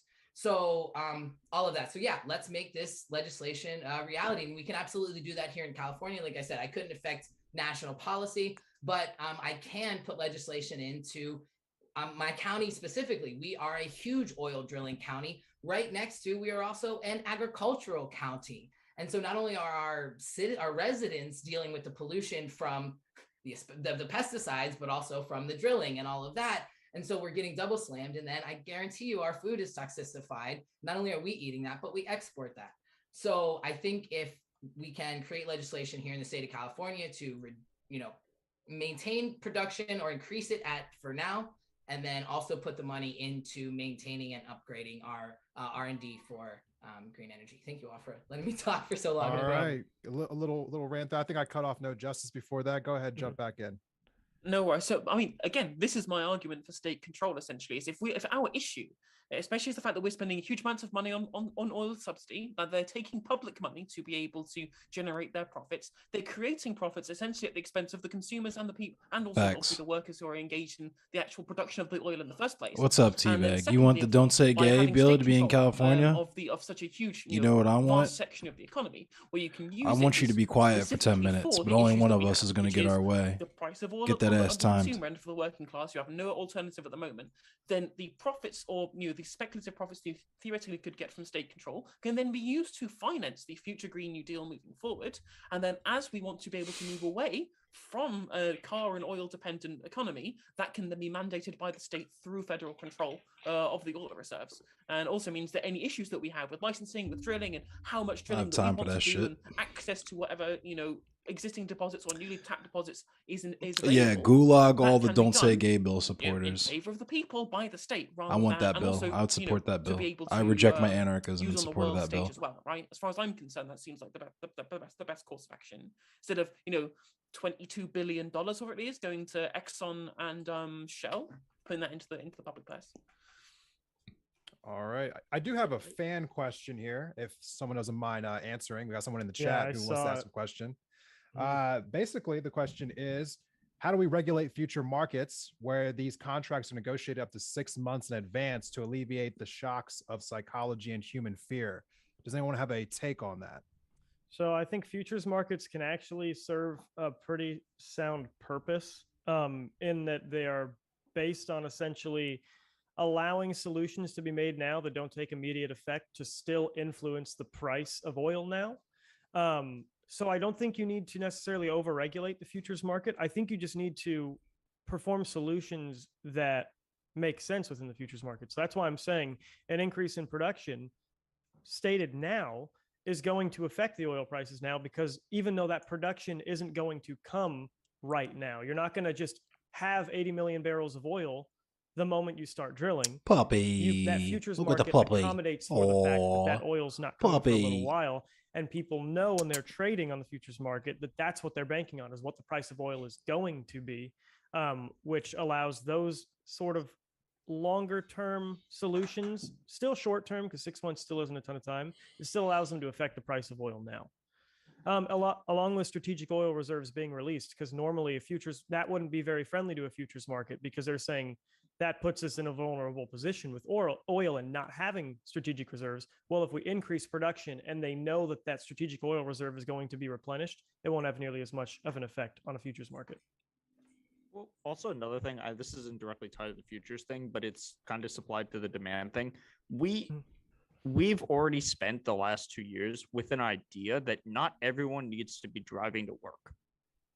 So some type of policy plan that either gives corporations that are supporting their like people have to go to work. There's certain corporations that need people to go to work, like grocery stores and things like that. They obviously can't send their workers home. So some type of subsidy for them makes more sense. And then like a push to say, look, gas prices are high. It makes more sense for your company, to shut down your office for like a month and a half to help drive down the prices. We're not directly advocating for lockdowns, but if your company didn't lose any benefits, there's no reason for people to be there. Like that is a policy that, and this is like an unintended consequence of the pandemic, of this idea that Americans don't want to work hard or they're just lazy and locked down. Like the way that we build this also goes into building cities. Like people don't need to work in the office as much. So some type of push on that level to say, look, if you're a corporation that doesn't need to have all these people coming in and they're still producing at whatever the level there was, because you already have the metrics for that, don't have them come in. You already have the infrastructure for it. You're not losing whatever you had to set up during the pandemic, and that would help lower the cost. And then for all the actual the essential workers, we're going to give them some type of subsidy. Or the corporation some type of subsidy. That's pretty much the same thing I was saying earlier. Like, because I'm a forklift driver, so I can't really do that from home. But like, if there was a train that I could actually take instead of having to spend 60 minutes a day and however much amount of money and gas and wear and tear on my vehicle, or if the government was like, hey, what's up? Here's a $200 tax credit or something. Go get yourself a electric vehicle, something like that. Like, it's my money anyway. You know what I mean? Yeah, that would be preferable to, well, we're going to try and cap the price at whatever amount for oil or whatever for this amount of time so that you can get cheap oil. It's like putting a Band-Aid over a bullet hole, in my opinion. Like, the problem is the dependence on oil, not that oil is too expensive. That's just my take, though. Right. I mean, but we all Alright. agree it's a most of these are band-aid solutions. Yeah. All right, Right. everyone. I'm going to jump in really quickly and just say that What we're up, going to Florence? close up here in like a couple minutes. So if you got any final takes on this, go ahead and just jump in and get them out now. Yeah, I Freckles just want to pretty say quiet. that I've been taking notes on all of this, so thank you. Keep it going. I'm adding the subsidy for allowing people to increase to purchase electric vehicles at decreased cost. Yeah. So That's sick.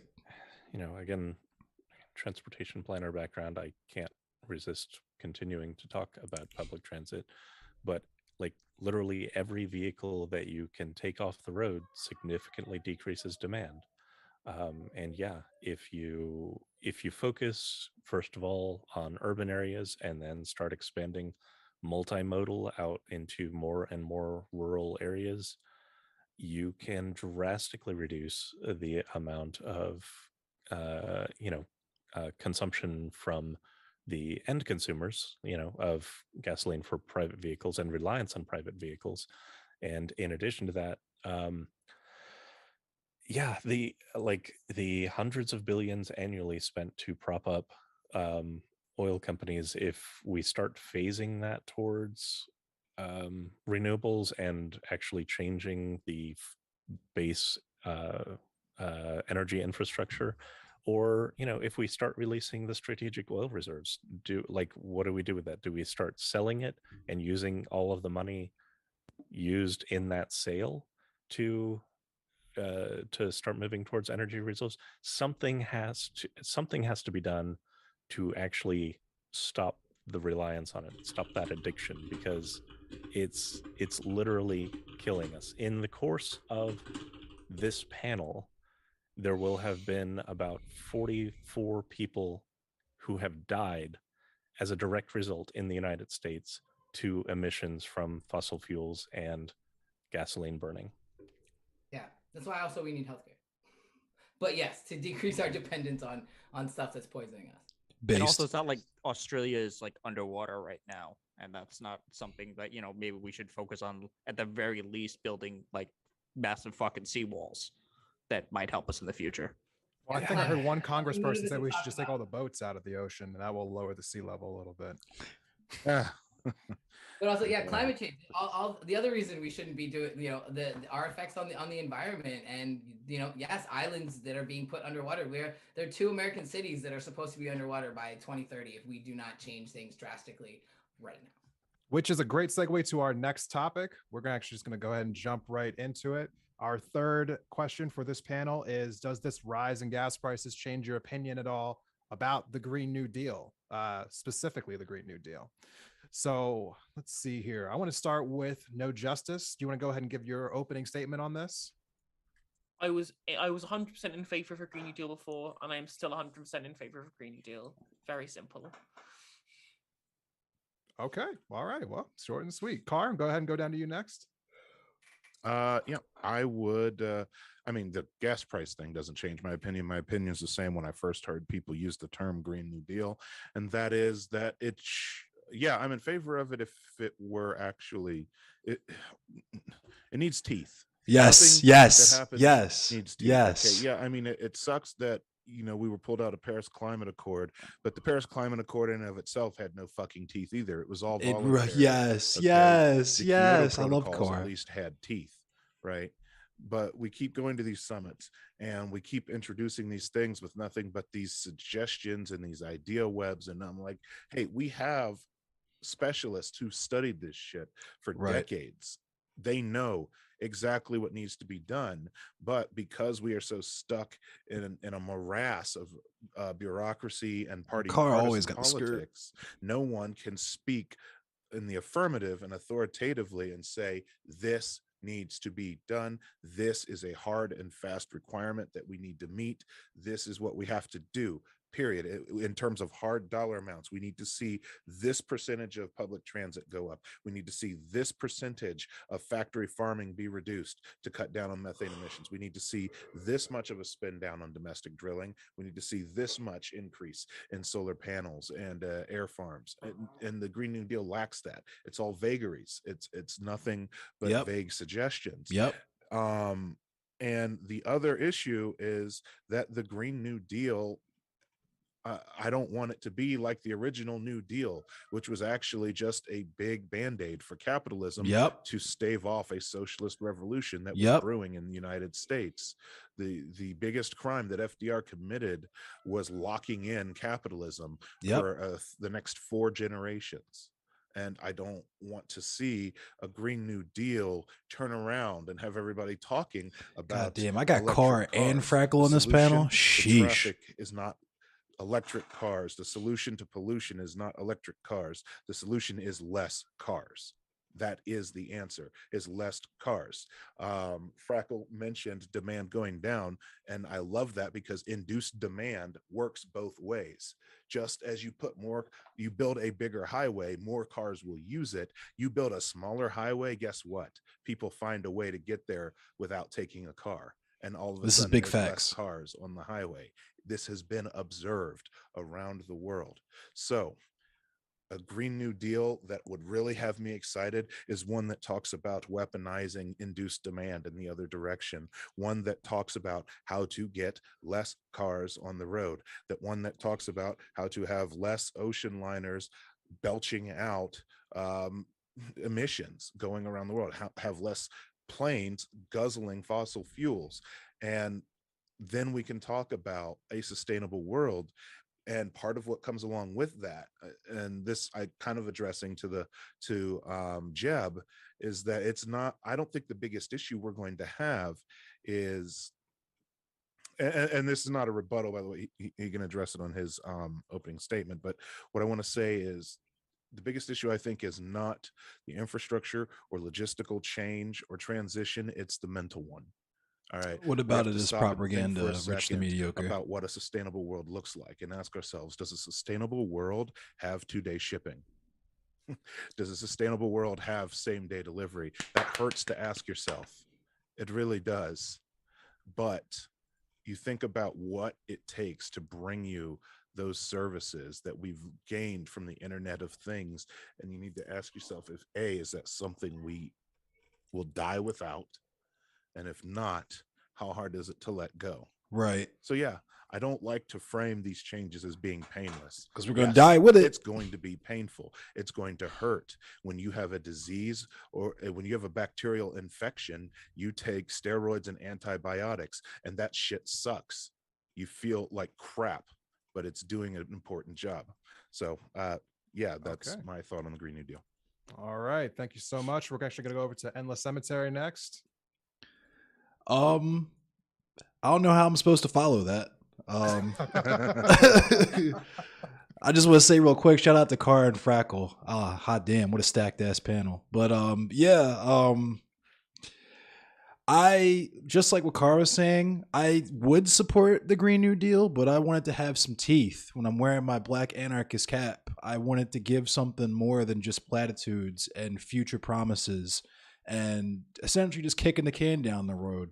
I take that cap off. I put my pro-America capitalist hat on real quick. I think that if we do more in terms of just these empty platitudes, we actually create jobs for people in the short term, but we create more sustainable culture in the long term by, like Carl was saying, you reduce you take out the rot that is car culture in America, right? And you urban plan better, right? And we kind of have company towns making a little bit of a comeback, so that's some questionable stuff there. But in terms of like everyone working in one spot, or the issue of how do people get everywhere with the train system or whatever, is kind of more or less solving itself, and that's something that would kind of be worked out with that too. But yeah, I want to support the Green New Deal, but it doesn't seem like it's enough for me. But I would absolutely love to see the government take strides in what I think is the only thing that the government should exist for, in infrastructure that serves the commons.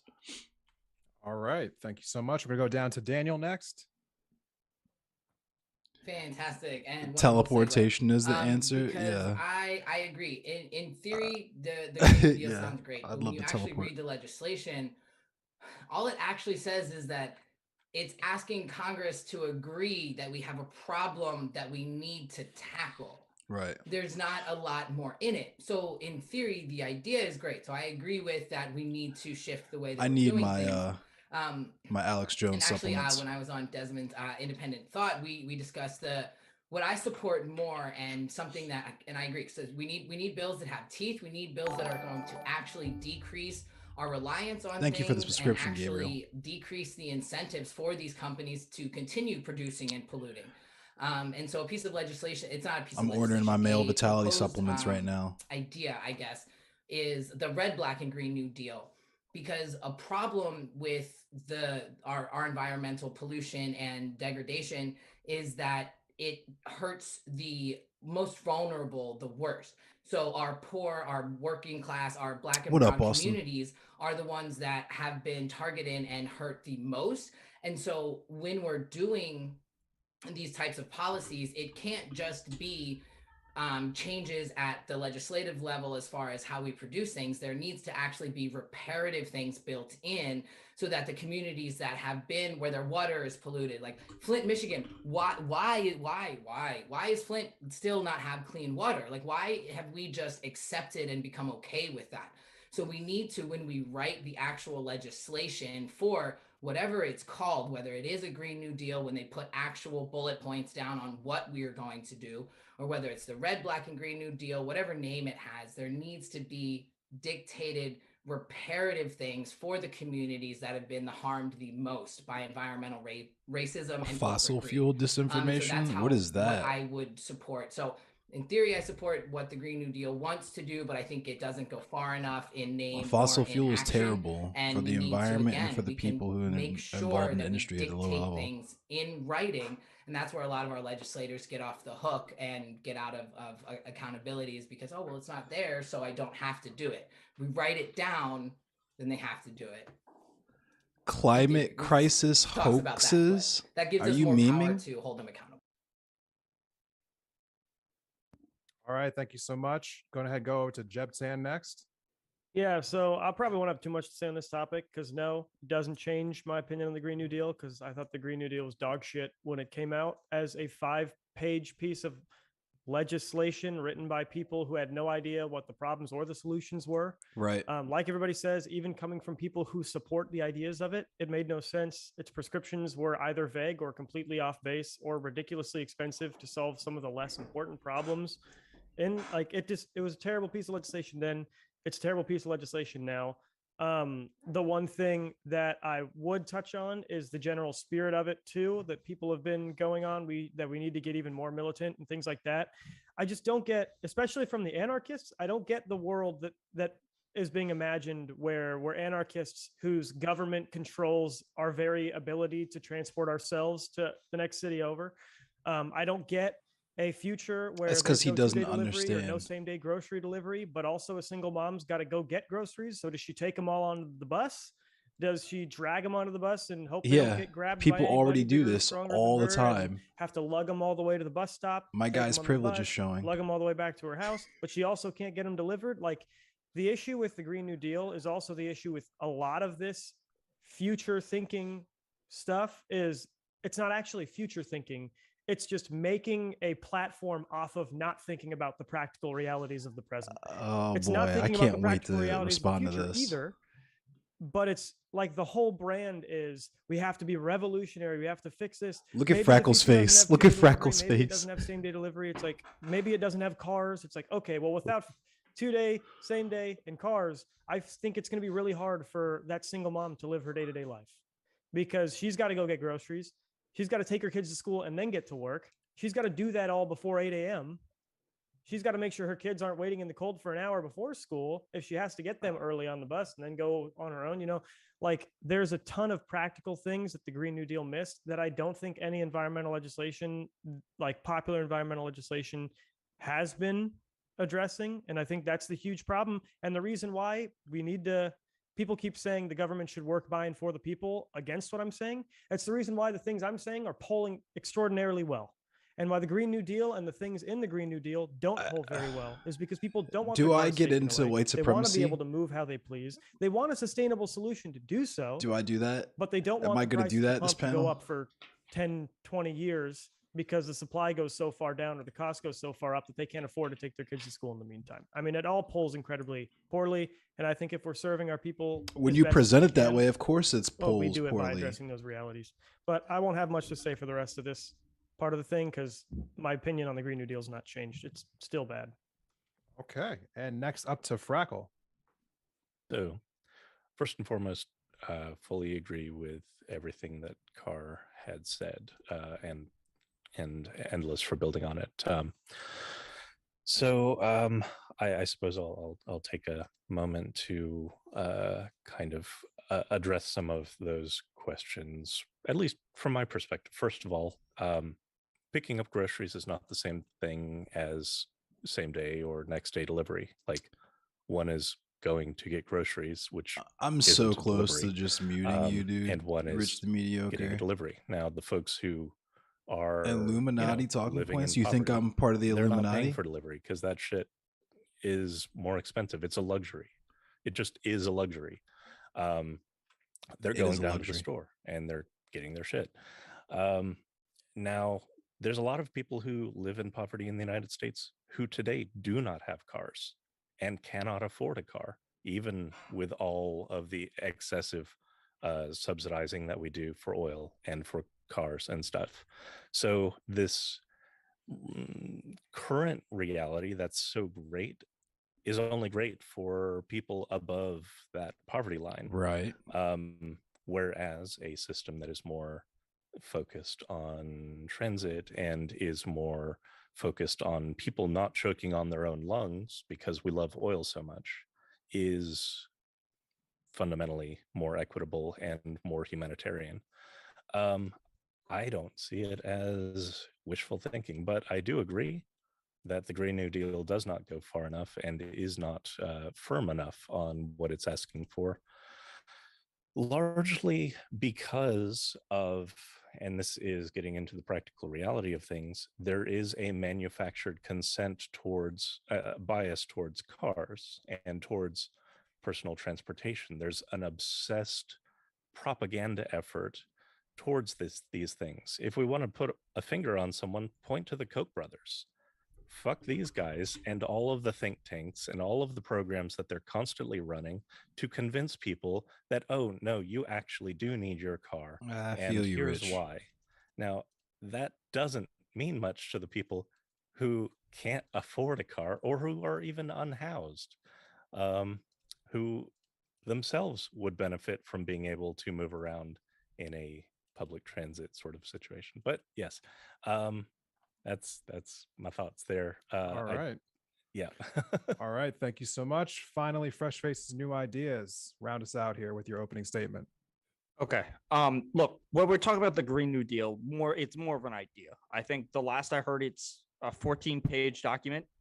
It's not an actual, we don't have a full policy. And the problem is a lot of it is to do with rhetoric against it more than the actual idea. Like, we were against it. So this is going to be a little bit nerdy way of describing it.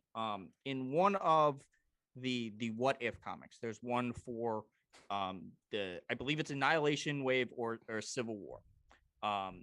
During that point, a character shows up in basically Civil War is currently happening in the comics. The Civil War is happening, but currently on the other side of the universe, there is an invasion that will essentially wipe out every planet everywhere. And one of the heroes who's fighting that shows up at Earth, and he's like, "What the fuck are you guys doing?" He goes, "You're gonna shoot at each other while the planet is ripped out from under you." And that's currently what's happening here. The Republicans and the Democrats are attempting to shoot at each other. Now, part of the problem is some of the loudest voices of this are amongst the most stupid.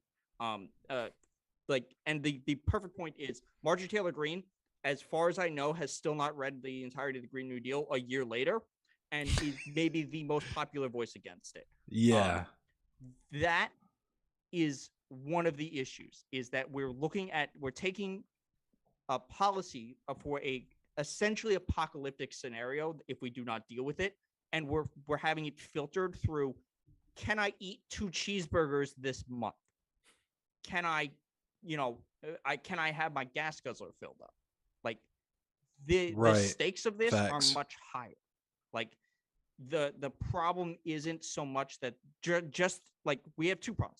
One, the Green New Deal policy is similar to like abolish the police. It's more of a slogan at this point. The rich, the mediocre. How do you feel about the new Supreme Court justice? Point to and understand.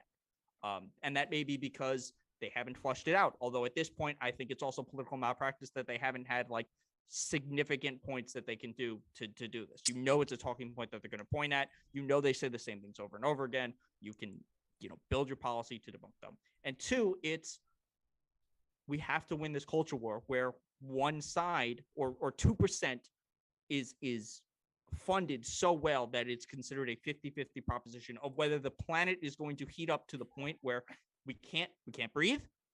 The water levels rise, I believe, by 2050. We're talking feet in areas. I know DC, we're talking about at least a foot. Oh yeah, soil depletion too. Right. Like this, it's like I mentioned earlier, Australia is like underwater right now. We're playing games while the planet is being ripped out from under us. And it's not because look, there's just so much easier to do. You can make their arguments in a better way, like the idea of freedom and personal responsibility and individuality. Like these are good arguments you could do to all of these. It's messaging malpractice for like all of this. Okay. So before we get into the open part of this final topic here, I hope that Jeb Tam will join us as the lone, I think, voice on the opposition. He said he had nothing else to say. I'm hoping that's not the case. Oh no, I hope he joins us. Please join us. Please. Yeah, so I got a couple more things. I have to respond. Before we jump into the open part here, I kind of gave a little bit of malpractice myself by not framing this better. I did an episode on the Green New Deal for my podcast. It's not first of all, just a couple of misnomers. It is 14 pages. It is not a bill. It's literally just like, as they refer to, a framework. It's just like, the government should acknowledge that climate change is a problem, the end. And we have to make sure that people who would be affected by this the most have some kind of safety net if we go to do the transition away from fossil fuels. I mean, that's basically in a nutshell what it says. Yeah. So it has no legislation. It's not a piece of legislation, period.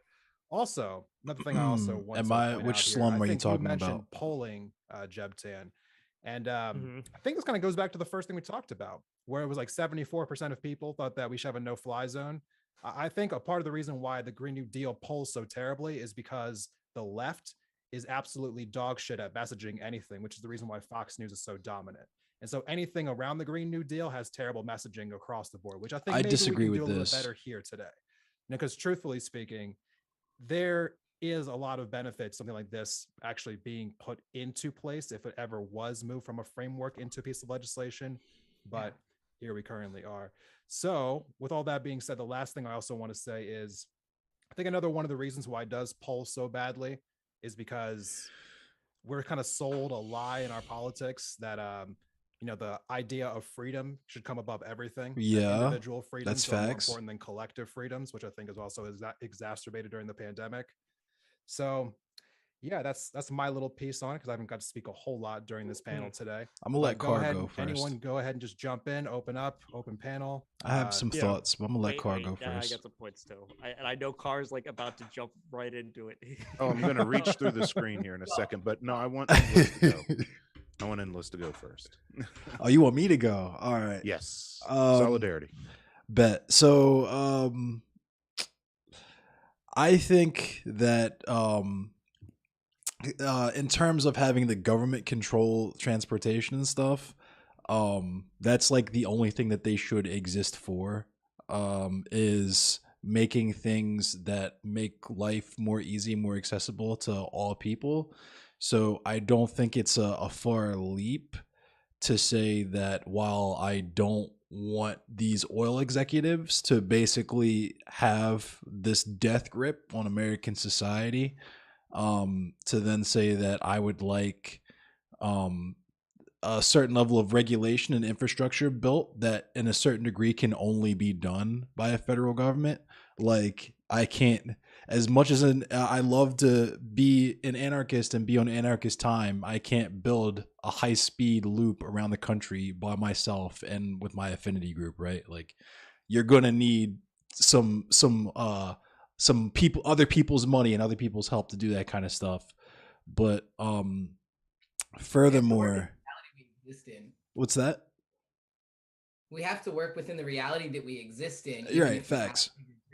Right, yeah. So there's yeah, that on top of I feel like America is unique, and I also disagree that the left is bad at messaging. I feel like that kind of, because there's people that are perfectly acceptable, perfectly reasonable at messaging and damn good at it. Two of those people are on this panel, I believe.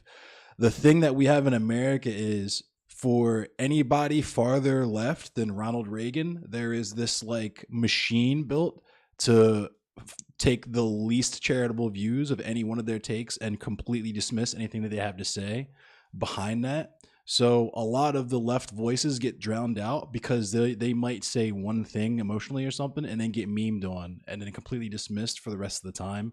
Whereas the opposite happens on the right, where, like we were saying, the dumbest people end up being the loudest. So it's like, it's really hard to get anything done because we have all of these really just like hard, fast cultural artifacts that exist in America, like this idea of individual liberty at all costs, even if that means other people around you suffer, right? And also white supremacy. But you know, I'll leave it there. we have that problem that's not really a problem in places like China or other places that have lots of that good infrastructure. But thank you, Keystone. I would like to first. I did want to address also our moderator's comment. Yeah, you know, there's might be some blind spots in leftist messaging, but the bigger thing to remember that I think everybody forgets is that the right wing has billionaires.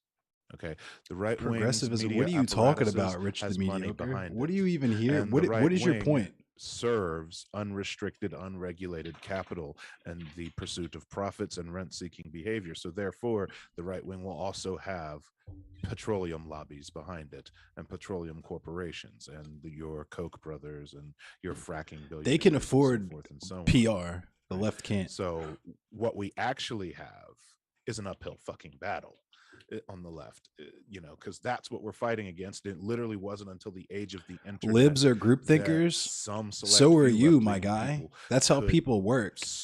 We have to work together. Do you think the single thought you've ever had was original?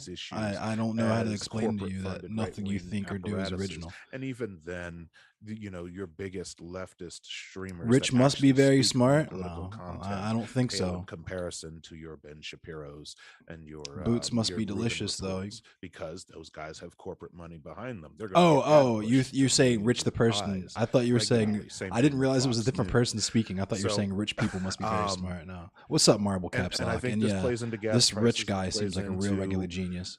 If we were actually pursuing a Green New Deal, to kind of address some of Jed's comments. No, Jed, you've been kicking it here. It's not an attack, but I want to say your comments are lacking some historical context, because historical context would suggest, well, if we take your exemplary single mother, here's what actually did happen. I feel it, Michael. 40 years ago. That single mother went to a greengrocer that was walking distance from her home in the city. There were corporate grocery stores, corporate chains even, in every community.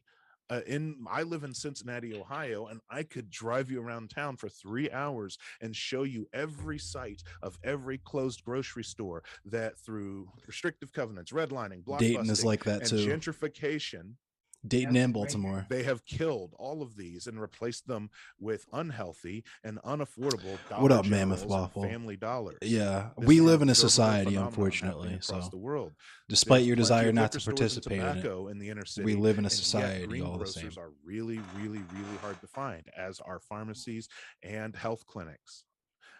This is something we had. I'm not talking about something utopian. I'm talking about what we once had.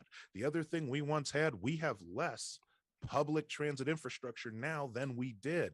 Okay, go to Southern California. I lived in Los Angeles. Drive through downtown Los Angeles and you see the old medians in the road where their electric wire streetcars The trolleys, used to run. yep.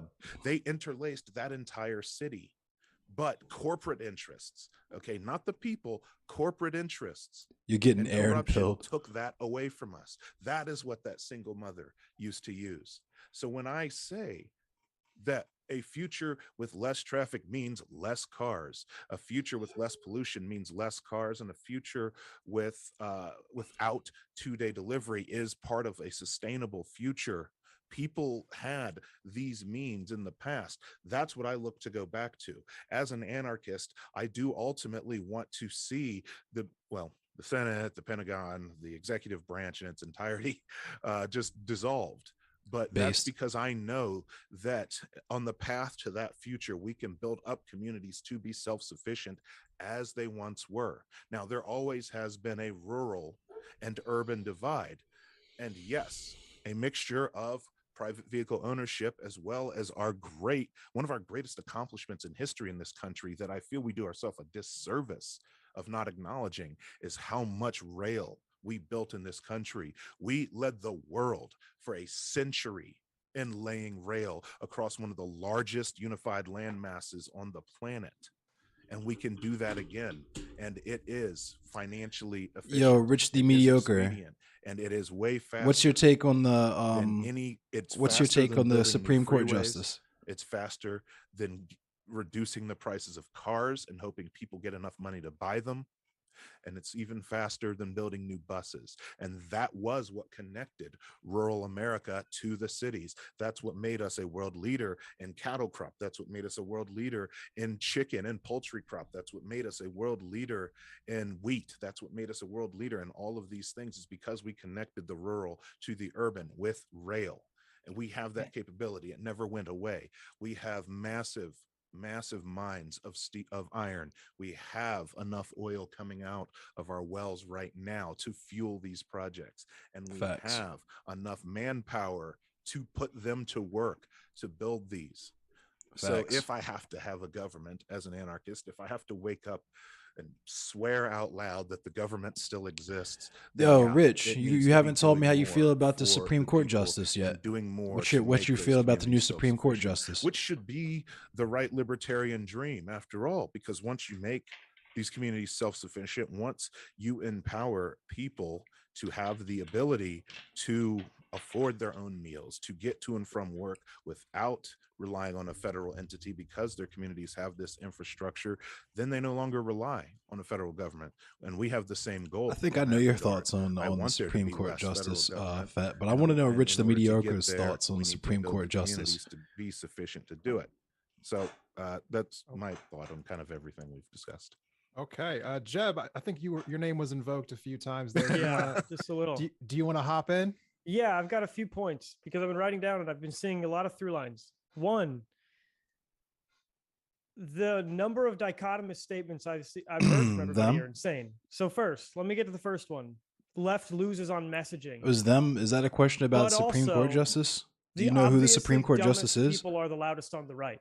So the left is losing because they're bad at messaging, but the right is also bad at messaging, but they're still beating the left at messaging. No, the issue is both parties I are didn't trying to s- I didn't serve. say that. I'm sorry. No, not you.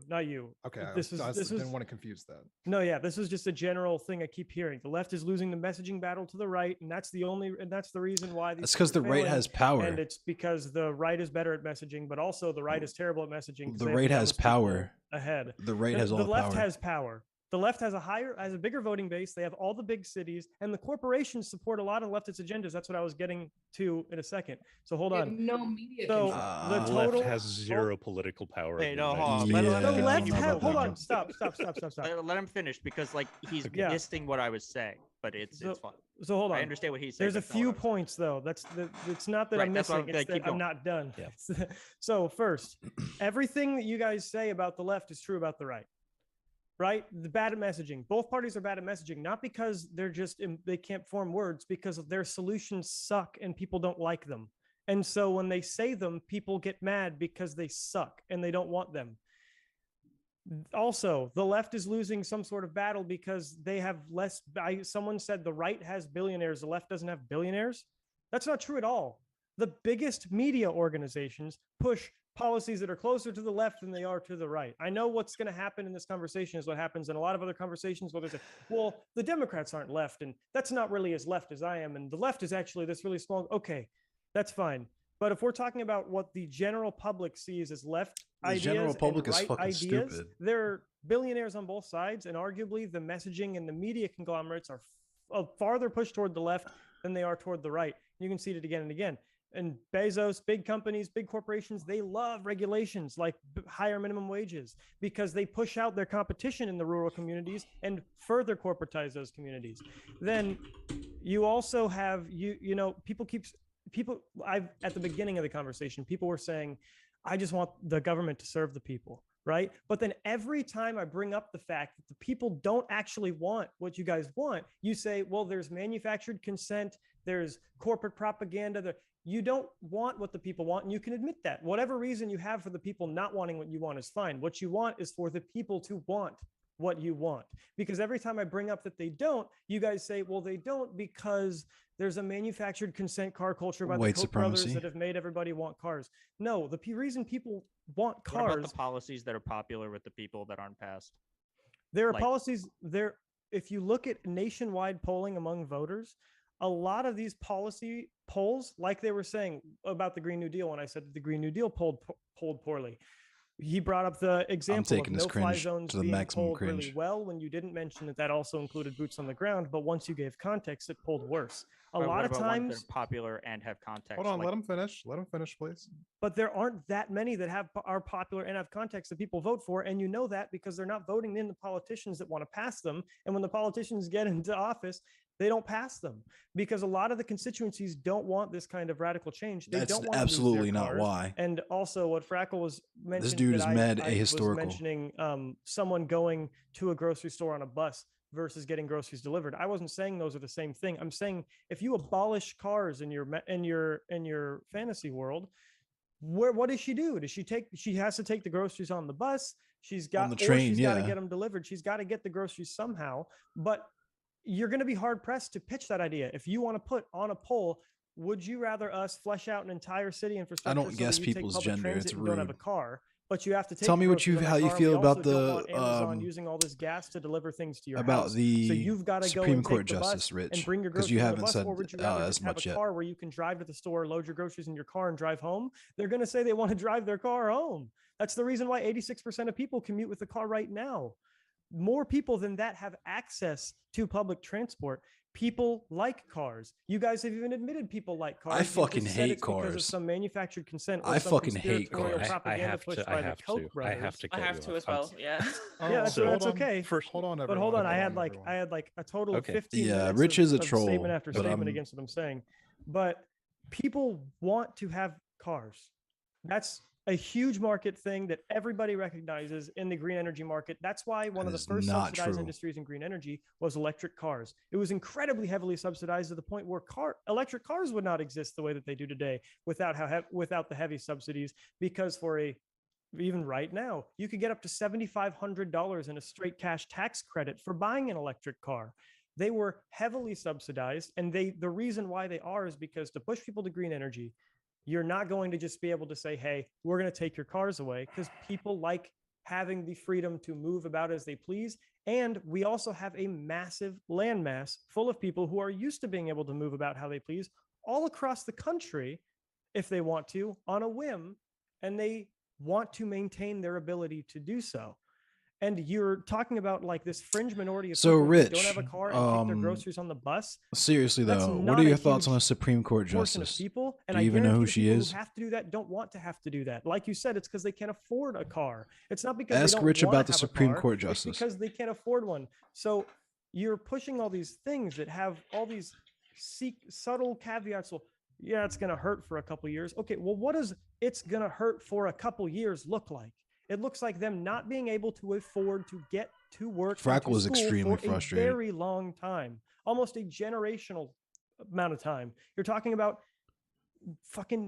on the shortest end, maybe 5 years, but you're looking more likely at 10 to 20 years to build out all this stuff. But that means we don't have to live underwater. Because we're talking about a web network connecting the entire country, all of the rural communities by rail or by bus or however you want to do it. That's going to take decades. And you're talking about no, it is not. No, it is not, dude. That is a lie. Criminally undervalued, meaning that it's going to get criminally overvalued in the meantime. What's your solution for that? What is this guy talking about? Which could literally lead. This is why I'm glad Frackle and Car are here, because I'm just start cooking this dude. Can't get their kids to school, can't get their groceries, and they can't get them delivered. It's just talking points. He's not even. It's pure rhetoric. A lot of poor people have Amazon Prime, and if you're, this is pure rhetoric. He hasn't thought about any of the stuff he's saying. Areas with Amazon Fresh for free with Amazon Prime, literally the same price it is at the grocery store. You put it in on Amazon, they send it to your house for free in 2 hours. It's not this weird fringe thing. All right. So you guys can hit that point. Really quickly. True, yes, Marvel you Caps will be able to rebuttal. First, I just was informed that we have someone who has a hard out. So Daniel, will you just go ahead and give us a quick, I guess, closing and let everyone know where they can find you at outside of here? I know that you have to get going. So thank you for coming on the panel today. I do apologize. I know everybody is chomping at the bit to reply. So thank you very much for your patience and your time. So I would like to say that a very good example of the manufactured consent is where there are things that we've been convinced of and where we go against our own interests that we don't even know. And I have a very perfect example of that. And I'll try and keep this brief for me and for everybody. There's a woman I was talking to, and we were talking about the gas tax thing that I was mentioning earlier, where we're trying to find a way to remove that from the burden being on consumers and shift that onto the corporations that have the trucks. And she said, well, no, I have a lot of family members that are truckers, and they carry a lot of unnecessary burden already with the taxes, the fees, the registration of their vehicles, and all of that. And she says, so she's not for that. And I said, well, I clarified, well, no, not the independent truckers. We would put that on the corporations that contract them, like Amazon and Walmart. And as soon as I said Walmart, she was like, nope, I am done talking to you. She said, I worked at Walmart for a year, and even though I no longer work there, I don't agree with what you're saying, and I'm done. So at the expense of her family members that are being burdened, she would still rather defend Walmart. And so I can't explain why this dichotomy exists, this cognitive dissonance exists in people's minds. And so I can't say that it's all propaganda and it's all you want to know my consent, you want to know my take on the Supreme Court justice? There is something to the comfort and convenience and security of having your own vehicle. And so I think that there's a both and that needs to happen. I think that just like with I'm gonna tell you what my take on the Supreme Court justice is. Where when you want to know my take on the Supreme Court justice versus saying, hey, let's craft better legislation, there's a different argument. And so yes, if you tell people you're going to take their vehicles away, they're going to fight you on that. But if we bridge that gap and if we make sure there are things, because I live in a community where there are a lot of people where I see we have mothers, single mothers, 4 kids in tow. There's not even taking the bus. They're walking with 2 strollers to go get their groceries. And so they would prefer to have the bus. So yes, there are some people who will still get delivery. And like, so here our local grocery stores, Ralph's will do deliveries. And so you don't even have to have an Amazon thing. And so I think that where we go to the extreme of, I'm going to take your car, you can do nothing but walk or take the bus,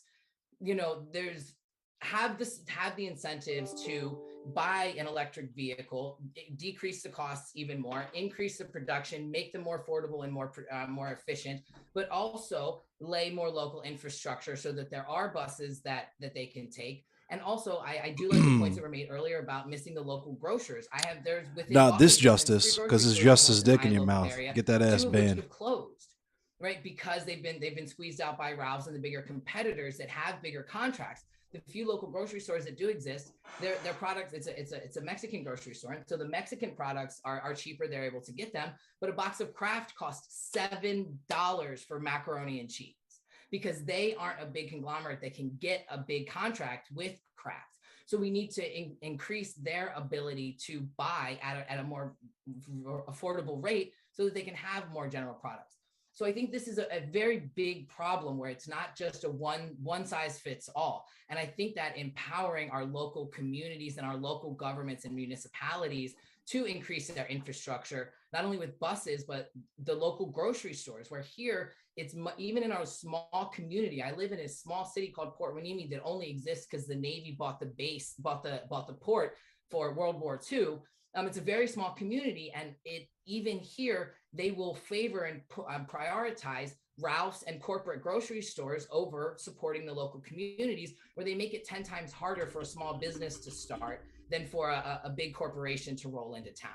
And so those are the ways that we can kind of flip all of this. We need to decrease the cost and increase the incentives for even poor and working class people to be able to afford electric vehicles, while also increasing the infrastructure so that they don't have to rely on one or the other. Because what if even they have a car and then it breaks down?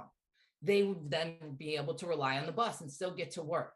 So it's a both and. We can do all of these things. And then also, like I said, empower local communities to have grocery stores, meat markets, and ways to get their groceries and even their clothes, right? Clothing stores. Now, where do you go? You have to go to Target or Walmart or all of these places. What up, Fluff? One last point. All of these things will build jobs, like laying rail. With the Green New Deal, we need to combine anything that does that with a jobs guarantee, where we can put our unemployed back to work if they want to, by rebuilding our communities, laying down rail, building bus lines, building the buses, and working in our local grocery stores where they've been shut down. Thank you everybody for your time and all of your insight. I look forward to thanks for the raid, on Kev. the rest of this conversation and all of the awesome topics that you bring up. This has been a wonderful. I just saw you rated me. Thank you. I've taken lots of notes. Look forward to seeing some of these ideas in California legislation in the future. And I look forward to not only watching but coming back to these.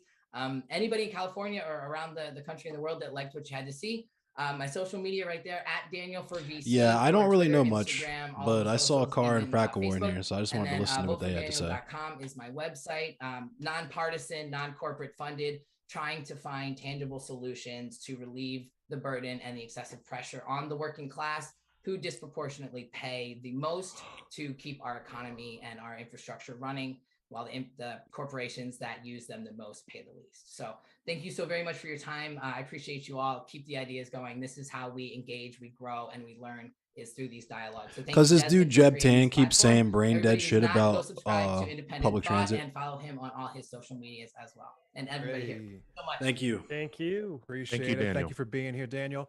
All right, so we are going to kick it over really quickly before we go. We're going to go to No Justice, then Fresh Faces, then Frackle. Really quickly, though, I want to just somewhat clarify what I was talking about. Exactly, Fluff. Fluff. That the left was bad at messaging. I wasn't meaning anybody who has like a leftist perspective. I meant more or less people who have big media platforms.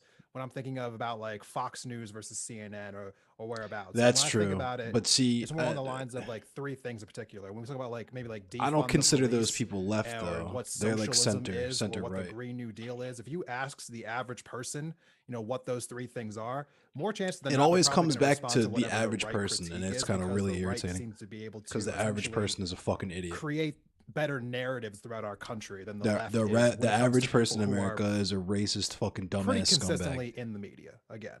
But that's basically what I was trying to say about that when it comes to those three things. Because again, I mean, how long we've been talking about like defund the police for, and like still people think it actually means abolish the police versus actually kind of, you know, just like reorganizing how we, you know, set. I want to abolish the budgets police for though. police in, I want to in local abolish the police. municipalities. But Abolish anyway, the police, though, really. yeah, See, but that's the thing. Yeah, though, you is took the because words the out of my original mouth. slogan was abolish, and a lot of people do mean it. That's the reason why. Oh, people I say do it. mean it. I Because it's not absolutely bad- mean it. it's Oh, not I bad 100% messaging, mean it. It's bad. It's not. Sorry, I'll go away from good and bad. It's not messaging they don't like. It's legitimate ideas that they don't like. Like there are Right. people in poor communities who are like, I I feel feel like it, Kevin FM. they kind of help keep me safe, and people are like, no, abolish them, and so they say, okay, no. Then they say defund them, and they're like, well, I don't know if I even want to do that because I still have police officers using, 12-year-old plate carriers. Like, I Right. don't know if I want that. So So I don't want to take the conversation down that rabbit hole just yet. We can have a whole different panel for that. Please do. Oh boy. And we can. Please do. So, but I was just that's the messaging that I was particularly like referring to. But please, no Oh, justice. man. Jump in and go ahead first.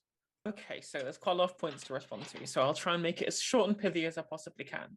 First of all, with regards to where the left lies within the United States and who supports them and where, So the idea that something like the Green New Deal was something that was being given support by billionaires and by News Corp, by the left-leaning media is just nonsense. There were like not even the third wayers or the social democrats within the Democratic Party were given any kind of airtime or support by places like CNN and MSNBC, which are the legacy media that support the liberal left in the United States, relative to the rest of the political landscape in that country, right? I mean, so much so that even the own audience in MSNBC had to go on on the panels and say, look, you're treating Bernie Sanders unfairly. Now, obviously, he calls himself a Dem Soc, but really he's at most a Soc Dem, and the vast majority of his policy platform is just the third way, as far as I'm concerned. Right. But regardless, I don't think there was any actual corporate media support for any of the left's policies throughout the entirety of the election cycle. Again, I've not been following American politics pre-Obama, so I couldn't really comment more on exactly, that. Shintai. Like the media's. I'm gonna also hit him with the ability to Louisiana. manipulate the discourse in the country, but whatever. That's a story for another time. Secondly, Actually, you know when we what? talk Because the about panel's fraud not of people, about or we that. talk about how the government is acting. What we're talking about is the material interests of. I want to go into that point so bad though. I do. Who share such material because it's interests, so right? And whether the government is acting so in that regard. worthless. And I'm not really so bothered about how issues are polling. I'm mostly regarding which members of the government are acting within with certain classes of people in mind with how they're constructing their policy platforms. Sure, I understand specific policies may not poll well because people are in certain who have certain desires that they have with which to keep, but that's may not align with what their material interest is as a class or as a demographic of people. Third of all, when we're talking about how, say, for example, plenty of people in America like cars and they would like to have a car. I mean, the reason why everyone in America needs a car is because in the early 20th century, the car lobby has forced urban planners to be able to create cities in which all of the public areas are being reserved for roads with which that you need to be able to have cars to travel on. The city centers, which should be places of congregation, of pedestrianized areas where people can gather and which have public transport links to be able to give people the access to them, they never existed because of the way in which the lobbying, the way in which the cultural hegemony that capital engenders within those systems to be able to self-replicate made sure that those things did not happen, because otherwise there would be no profits with which to move forward for those particular lobbyists, right? That's why people's incentive structures are set up in such a way that they have to desire or engenders their desire for certain things, which again may not be within their material interests. It's not just manufactured consent, it's also the cultural hegemony that comes from the self-replication within capitalism. Again, obviously I understand that that's a specific take that I have, that's specific to my ideology, so I understand why people might disagree with that, but that's where we're coming from when we say these things. All right. I also want to see Fresh Faces and Frackle. You guys both got cut off by me earlier. Apologies. Fresh Faces, go ahead and go first. Yeah, I don't really have a lot. I'm sure Frackle will have a whole lot of extra excellent points. But look, when I talk about the messaging, it's a lot to do with the fact that the policies that the left seems to be pushing can't be very neatly kind of explained in their entirety in little slogans. It's a lot easier to say socialism bad or defund the police than it is to explain lots of dumb policies. takes. So when I refer to the loudest voices being the dumbest, it is that Marjorie Taylor Greene is the face of the Republican Party as the #1 fundraiser in the country for them. Like, I don't know if there has been a less intelligent person in Congress than her at any point. And now you've said you don't believe in the party, but I'm being clear about this. Like, the way that things are shown by the media, like culturally they're left, because the culture wars don't really affect the bottom line of the people in power. Like whether trans people have rights or not, whether gay people have rights or not, whether minorities have rights or not, doesn't really affect Coca-Cola.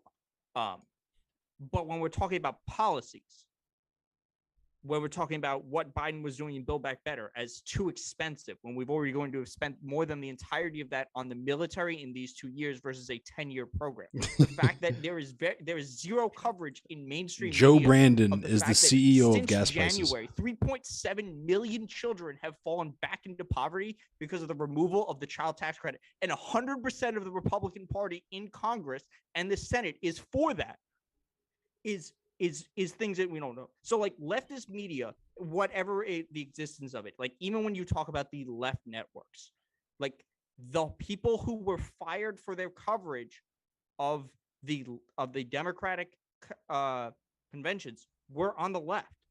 They were Chris Matthews. It was him and Chuck Todd were the ones who were so insane in their coverage of how it was covered. Like Fox is in a totally different world that they don't really face the same type of consequences. But the mainstream, like the lifeblood when you get your information, and this is also the problem, like polling and stuff is very difficult because you can just word things differently. But like when we talk about That's what I was that saying. would be positive for the people. The one I think of most obviously, 93%, something like 93% of Americans support Medicare For all. negotiating drug prices. I'm in New York and I've seen the commercials against it, and they're fucking terrible. Like they're laughably bad. And it's 93% report. But if you ask people about it, they'll tell you that they're against it. Like it is manufactured consent for a right-leaning thing. Like what we consider left-leaning in this country is at best center. Okay, Freckle, you want to go ahead and jump back in? Sure. Ooh, I know he's about to. So, yeah. Come on, Freckle. Come on with that First heat. and foremost, has to reiterate what is called the left in at least the media landscape in the United States. It's just neoliberalism. The left doesn't really have a voice. That said, let's talk about public transit again. Okay, so first and foremost, people want the freedom to drive a car. Okay, that's fine if it's a luxury. The problem is our public transit system is so bad in the United States, and there are other countries like this, but especially the United States, Justice touched on this, or no Justice touched on this, that it's not actually a luxury item. It's not an option for the majority of Americans. It's essential if you want to be able to Who's your who? job Are you asking who and Fresh such. Fresh Faces New Ideas is? You don't Antithesis? really have other options to not only to get to do your job, but also to get groceries, to travel, to do anything that you need to do in your yeah. day-to-day He's life he's in the your like house. co-mod of this panel, but he also throws his as far ideas as out there. public He seems pretty support, based. I followed him. 66% of Americans believe that their immediate community would benefit from expanding public transit. Only 25% disagree. If they expand their view to the United States as a whole, that number jumps to 77% believe that the United States would benefit from a expanded public transit network. Now, these are the polling numbers. Policy does not reflect the polling numbers. Policy reflects the Koch brothers' interests in suppressing public transit infrastructure. You mentioned that we should just keep on doing pilot studies like in Minnesota. And you're correct, that was a pilot study. And as a result of that, they've decided, despite the fact that it shows a return on investment and despite the fact that it polls very well, they're not going to, at this time, expand that infrastructure. And that is a political decision. It does not reflect the actual views of that community, of the people of that state. So these are a couple different things. First, it's not just a freedom, it's not just a choice, it's actually an essential item for most adults. Second, it is an essential item because we fail again and again to actually expand our public transit system. You can look at the public transit network of any urban area in the United States and compare it to the equivalent coverage of most European urban areas and even Canadian ones. And the disparity is astounding. Right. And then let's get into just the rail as freight thing, because even if you don't touch people driving, even if you just focus on trucks, just removing the trucks from the road and putting them on the rails as like a starting point before you expand it to oppressed white passengers. male. Jesus Christ. The AADT of 18-wheelers is massive in this country, and it is an extreme consumer of not only based gasoline, Selassie but also as a based asphalt take and stuff. The it's a base position. very, very early on about oppressed white male resilience smells of like a rail, troll, but I'm and gonna that let him can't cook for be a minute. overstated.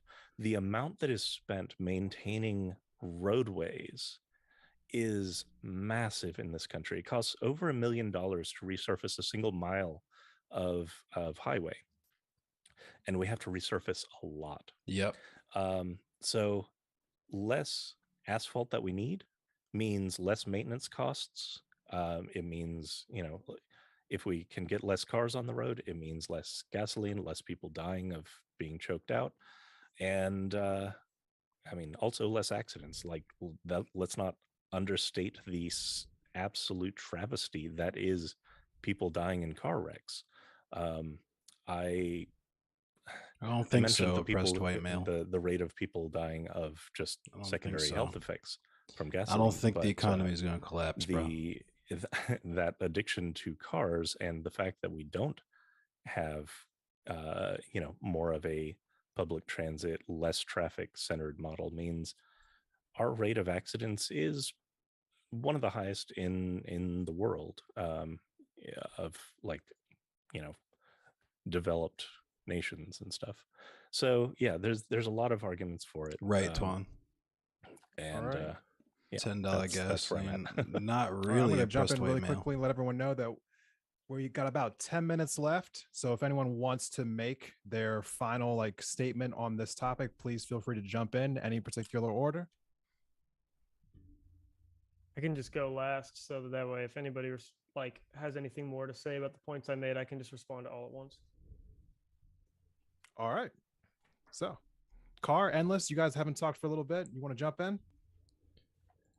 Yeah, I'll keep it brief to close on everything. Yeah, I'll let him go. I mainly said my piece and addressed what I wanted to address to Jeb's arguments, and just thank you, Jeb, for engaging in good faith this whole time. As much money as I they really can, do just appreciate that. beginning. I don't get to talk to too many right wingers who do that, or right leaning individuals who do that. Exactly, so antithesis. I do appreciate that, and I feel like you've at least been willing to listen to what we've had to say here. Facts. Today, so that's appreciated. Basically, I'm a big believer in freedom myself. To everyone else, I will never breathe a word about abolishing cars. I want to see a reduction in the amount of cars, and I want to see the infrastructure necessary for people to do that. To bring it back to the conversation about gas prices, one way for us to kind of future-proof against the price shocks that comes from these gas prices comes back to what we're talking about with public transit. Yes, we are spending a lot of taxpayer dollars subsidizing the oil industry to keep the price low. We probably shouldn't be doing that. And yes, when we start doing that or start ramping that down, because we don't do anything overnight. I don't want anyone to think that I'm suggesting some nightmare scenario when we do things overnight. It's not how it works. I don't think that one day I don't think that's how that works, oppressed white male. But at the White House, and to say, "Oh, no more executive branch," all right, and turn off all the lights at the Pentagon and the Capitol building. Say, "Okay, federal government's done, guys. Pack it in and go home." No, we have steps. We do things with incremental steps. So as we ratchet that down and put money towards green energy, we recognize that, yeah, there are people in this country who still need to use gasoline or diesel. There's people who need to use petrol. There's people in rural areas who operate equipment on their property and surrounding. California has pretty decent public transit, doesn't it? On their farms. There's people who drive tractors. There's people who live in some areas where they also need just a car to do, get to and from. It's buses not and stuff. necessarily expedient or easy to do. Or you could have take people a work train from to go, home. say, That's get also an groceries option. and things like that. That's why I'm not really for abolishing cars. What I'm for is helping the majority of car owners who are also clustered around our population centers, just like the majority of our people and the majority of the places where public transit would benefit the most, taking away the hard requirement to own a car. Facts, antithesis. And be subjected to those price shocks. Make it that luxury that it should be and that it once was, because our cities were not always built this way. And that's a big thing for me, is historical context. It wasn't always this way. And we've been taught that this is the only way to do it. It wasn't the only way to do it. We've done it different ways in the past, effectively too. So that's the main thing I want people to take from it, is that we can slowly but effectively make these changes so that if less people are reliant Yeah, our on question cars, going to work then every day, the period. price fluctuations of gasoline, or for that matter, gasoline at the pump being priced what it actually should be, given true supply and demand, not with somewhat federal meddling. If they're not going to go all in and nationalize our oil reserves in their entirety, then it's not as big of a deal to the average worker, so that I don't have that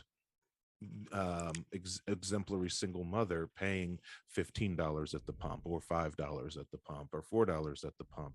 She's got other ways to get done what she needs to get done. I'll just make it easier and make this my closing statement. Thanks for flying with me today, everybody. My name is Carr. I am a Black anarchist based in the Midwest. I make YouTube videos about political commentary. Sometimes I jump on stream. I also like video games, dogs, guns, and whiskey. So please come check me out. Most of my videos are pretty bite-sized in length. I recently That's made true, one Malvinson. about why international And that's also sporting true, events are Dipsy bad. Rose. You know, Super Bowl, World Cup, and Olympics, and why you should protest it if your city wants to host it. So come check me out, and thank you, Desmond and Independent Thought, for having me. Absolutely. Say you don't want any more cars, yet you call yourself Car. You know, Interesting. Yeah, it works out that way, and it's hard to keep up. So I just tell people that I named myself after the rifle, the Car Arms 98 instead. Hey. All right. So who wants to go next with their closing? I'll go. Okay. Just because I don't want to have to follow Frackle and Carr. Yeah, to put it succinctly, I agree with everything Carr said.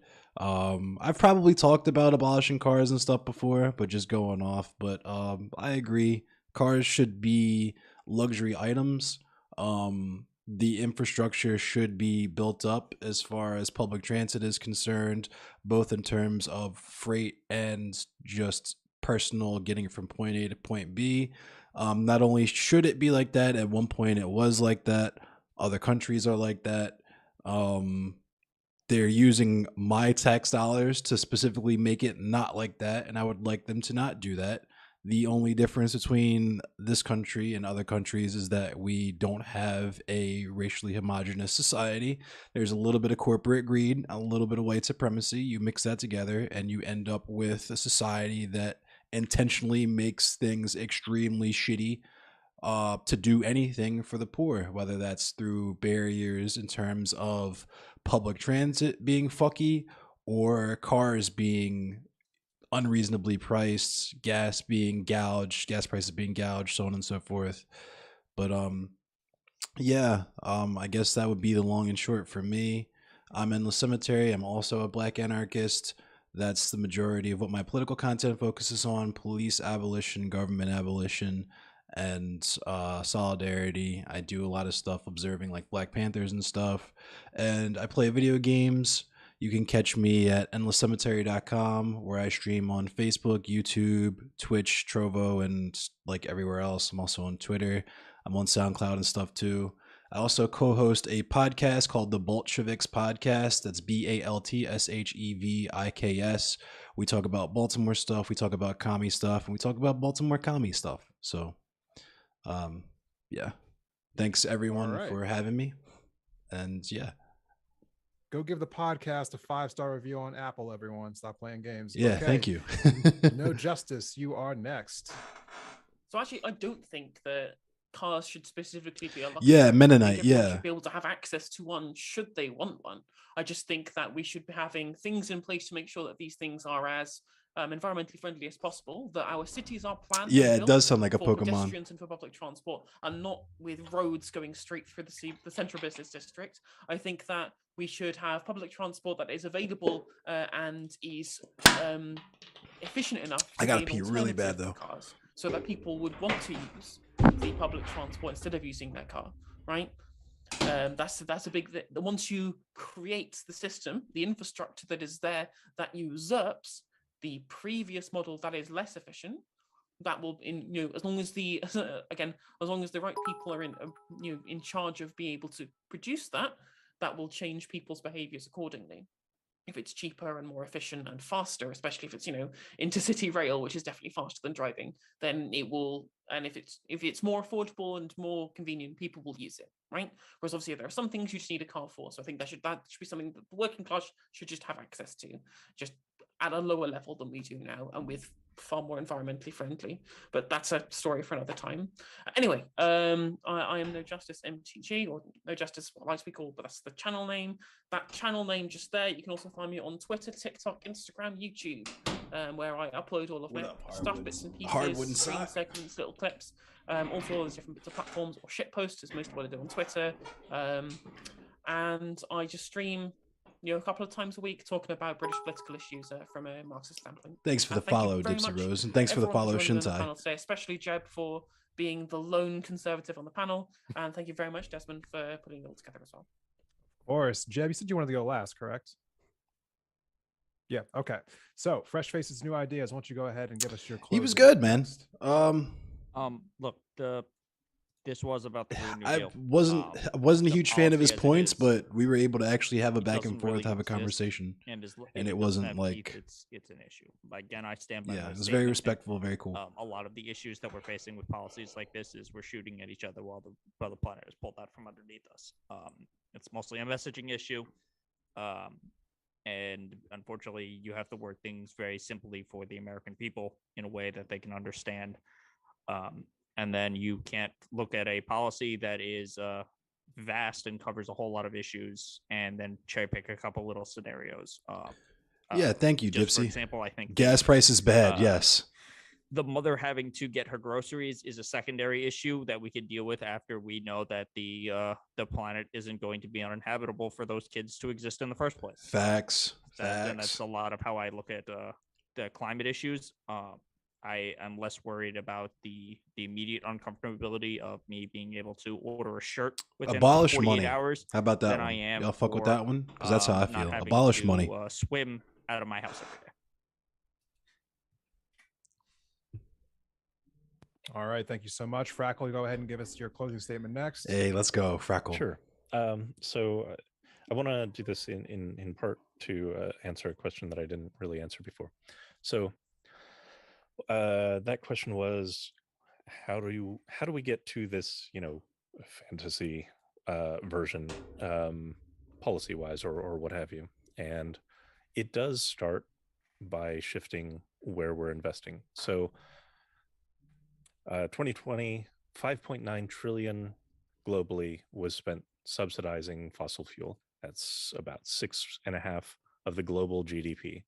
That's not just in the United States, but something like 700 billion of that was from the United States. Start transitioning that.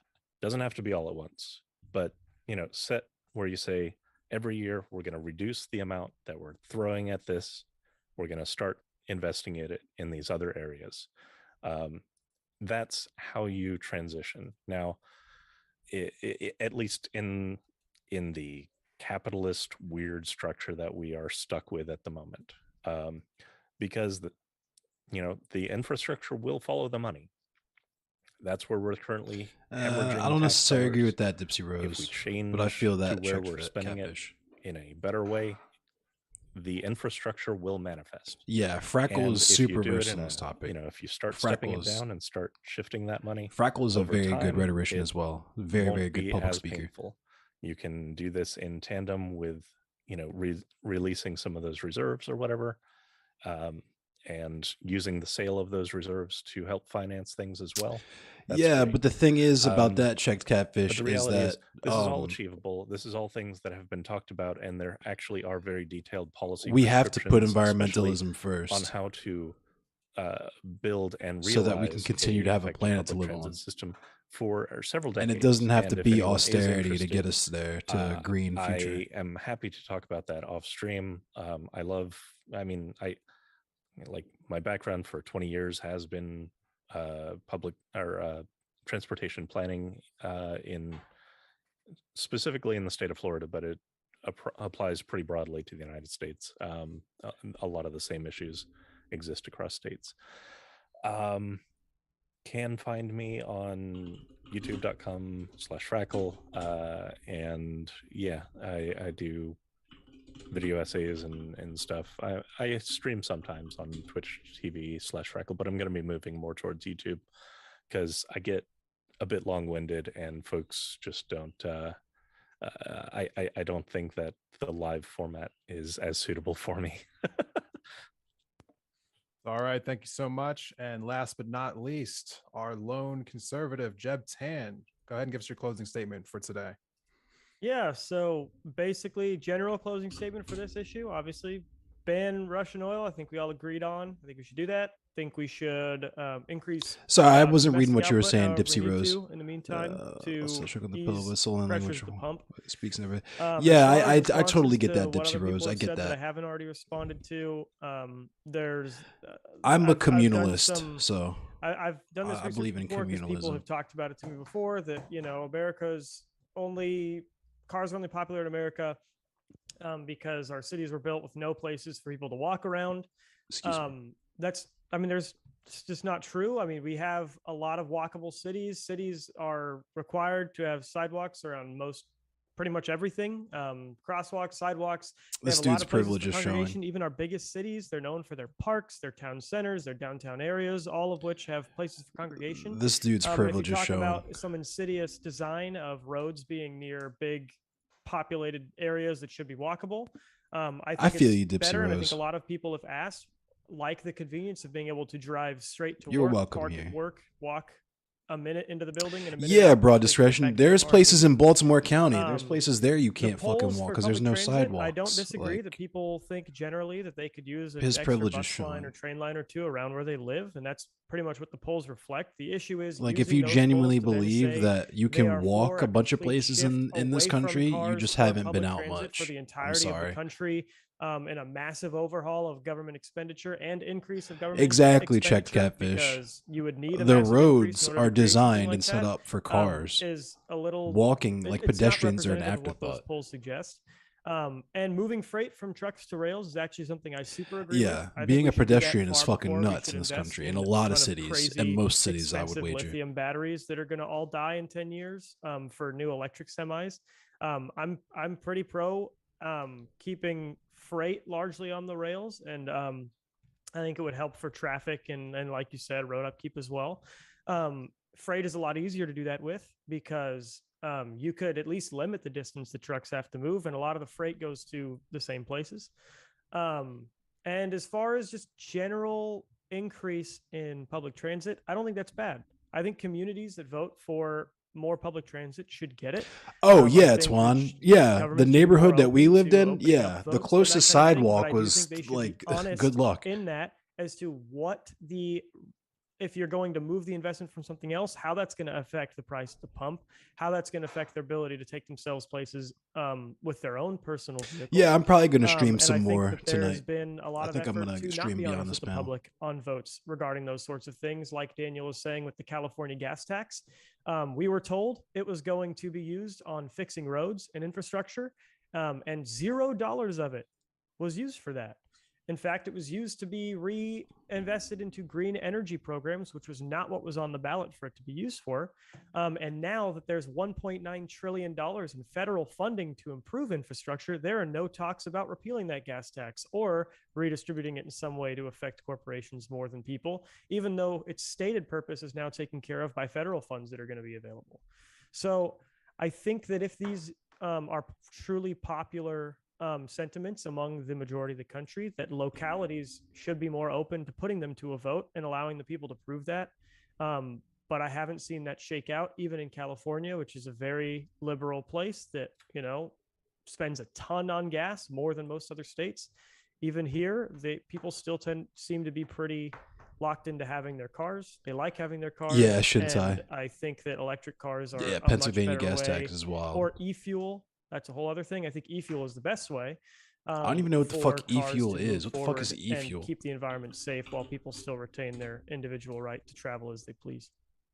Electro fuel. All right. And where can everyone find you at? Jebtan RIP on Twitter. Jebtan at Twitch, though I don't stream too often. So I'm just sort of building the Twitter following right now and hopping on panels. I don't even know. All right. I'm a solar for being punk. on the panel today. As I told everyone last week, if you are on the panel today, you have an open invitation to come back onto the panel in the future. Thank you to all my panelists for being here. It's much appreciated, you guys sitting with me for 3 hours now. So long conversation, but thank you all for being here. Thank you to all the listeners who are watching across Twitch and eventually in the future on YouTube. Please subscribe to the podcast, Independent Thought, and to the YouTube channel. We'll be doing more of these panels in the future. So yeah, thank you everyone again, and we'll see you next time. Thank you guys. Thank you. Take care, everyone. Thank you. You do the same. Recording stopped. Hey. All right, everyone. I know you guys may have a long-winded conversation. Jeb and Frackle, you guys are infinitely interesting, and I would love to have conversations with you another time. 100%. Yeah. Yeah, like This setup right here, just this panel setup right here, I would listen to everyone here go for yeah. If hours. you want to do this like Sundays and just random shit to talk about, I because look, you seem like you Endless and Carr, you seem like the most confident people I could have a conversation with about anarchism in a way that I can get all my answers questions, and I would love for an explanation of what the difference between general anarchism and black anarchism is, but that's a totally separate conversation for another time. And it's probably because I never spent any time looking into those. But I would love to hear you guys explain it to me. But I do gotta go. So if you guys are gonna stay on this, I'll catch it on the other side. But if you guys Nice talking to you. remain, Yeah, thanks for coming through. Fresh Faces New Ideas is my Twitch, and Faces Ideas is me on Twitter. So have a good one, guys. Peace out. All right. We still got a link on. I want to talk about some metal and stuff with you, Carr. Yeah, that'll come up here soon. I guys are metal followed you, fans. Carr. You've got some good stuff to say. It sounds Oh, like. yeah. Oh, thank you. I do appreciate that. I really do. I try to only speak to the things that I can speak confidently on. I'm really So- curious about I just saw your death industry video. I haven't watched it yet, but I'm curious because my mother and my late stepfather, they were there. Well, my mom is still a mortician and funeral director, but that's actually how she met my stepfather. So I definitely want to check that out. I want to just jump in really quickly here and just say that I'm actually going to have to go and just drop off here. Okay. But I would like to ask if each one of the four of you would be interested in coming on my podcast in the future for a Sure. one-on-one conversation. Yeah, for sure. Of course. Anytime, Desmond. No justice. Absolutely. Sorry, I was just looking at Twitter. Sorry, what was that? Sorry. Would you be interested in coming on the podcast in the future for a one-on-one? 100%. Yeah, definitely. Okay. I am always interested in having new guests on, so especially people from the or the Twitch verse, as I like to call it. So appreciate y'all being here, and probably gonna be doing these at least a couple times a month. Not sure what the next topic's gonna be just yet, but as soon as I know, I'll reach out in Discord. And thank y'all for being here again. Thanks for having Yeah, us. for sure. Take care, everybody. Thanks for See you hosting. later. You do Take the care, same. everyone. Endless. All right. We'll be in touch. For sure. All right, y'all have a good night. Peace out, Frackle. Good to see you. Take care. See you all. Peace, no justice. Ooh. All right. Now let me see if I can. I'm gonna see if I can fix my camera so I can actually be on camera again.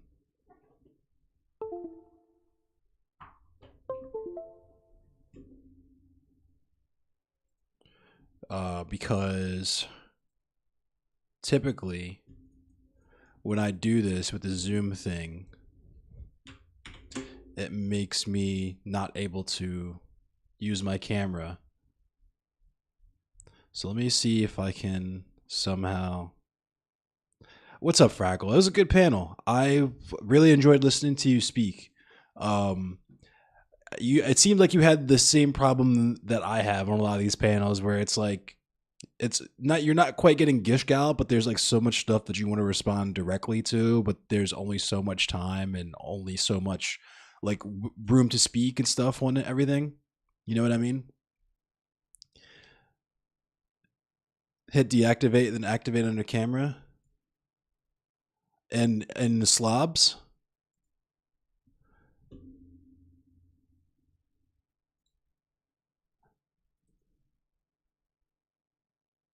in the store. Okay. It's under properties. Oh, okay. There we go. Hey, thanks, Frackle. Hey, let's go. We got it going. Thank you. Because you were a lifesaver on that one. What's up, everyone?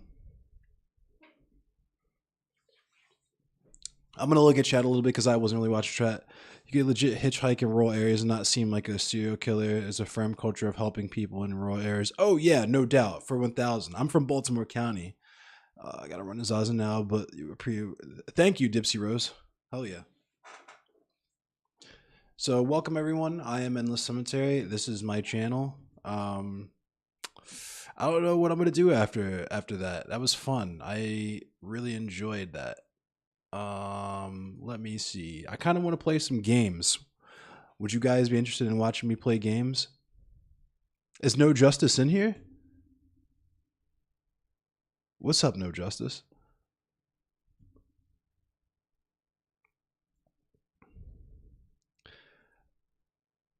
Oh, she just raided. Oh, thanks, No Justice. Hey, but yeah, how you doing?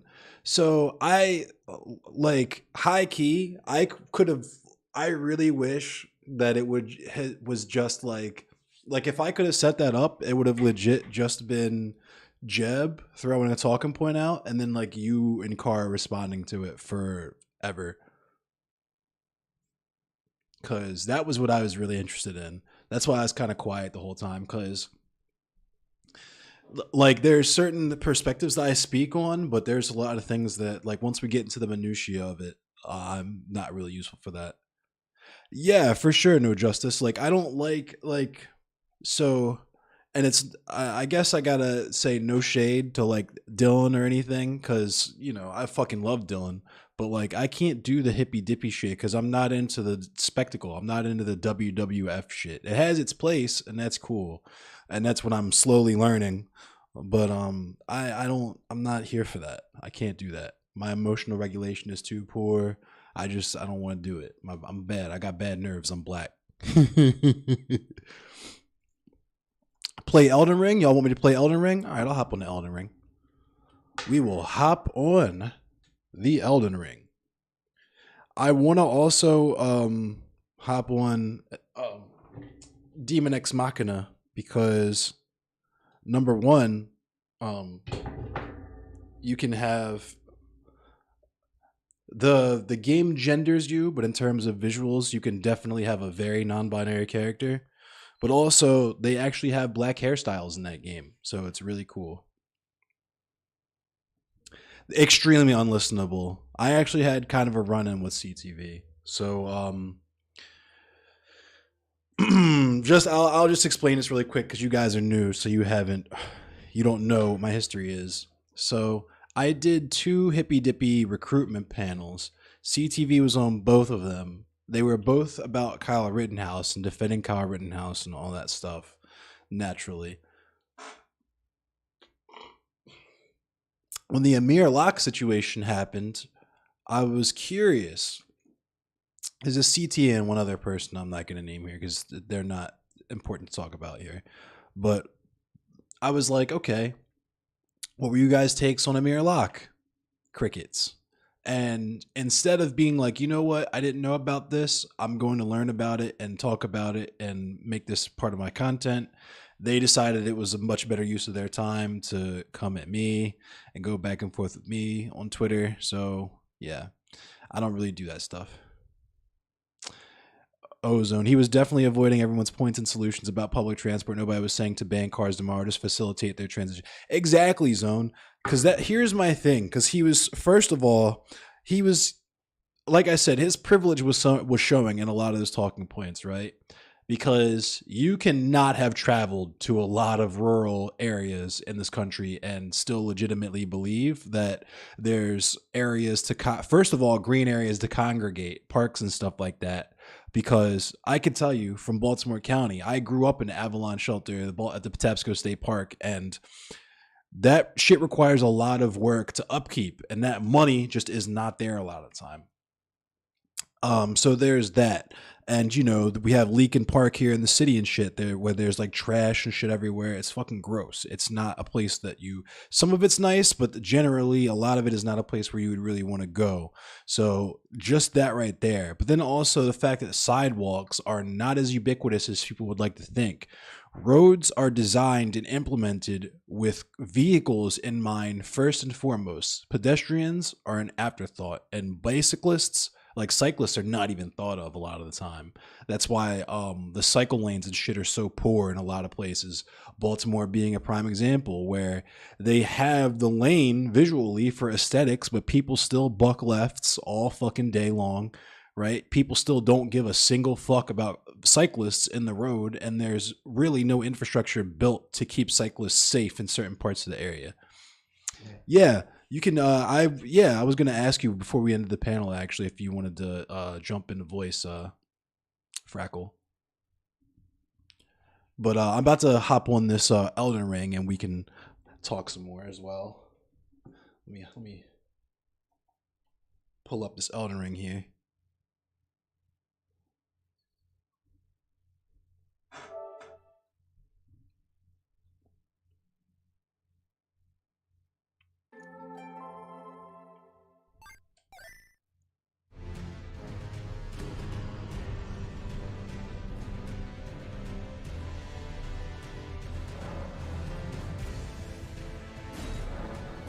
Uh-oh.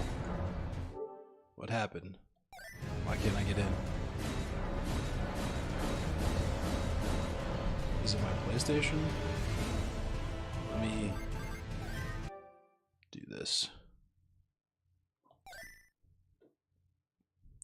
It's quite interdisciplinary, touching on policy, supply chains, production, and social. It really is, like, because that's the other thing that I feel like doesn't get communicated well enough, is the fact that it seems simple, right? Just implement green energy things, but it's really difficult because you need all those different backgrounds to really effectively do it. Yeah, no justice. Like, I'm sure there's a lot of horrifying shit here in America for Europeans. Have I fought the Omen King yet? No, I haven't. I just killed Godric.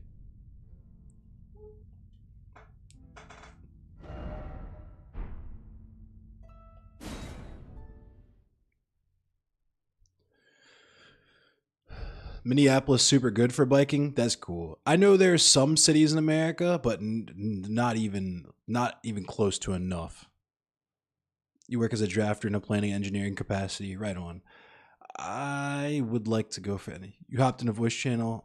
Word. Yeah, I'll grab you. I see you. I'll grab you. Let me hop in my room, and then I'll drag you in here.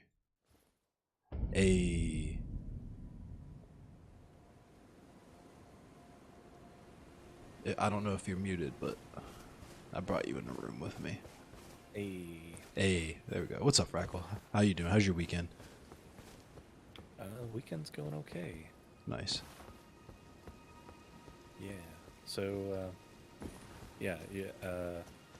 y'all are totally correct that yes, there's a ton that goes into transportation planning, and in the current model in the U.S. and the model that it has been for quite a while is purely car centric. So there's one of the things that kept annoying me was the insistence that like we just wanted to do like a whole nationwide not really here in drop-in Baltimore. replacement of roads to rail. And no, like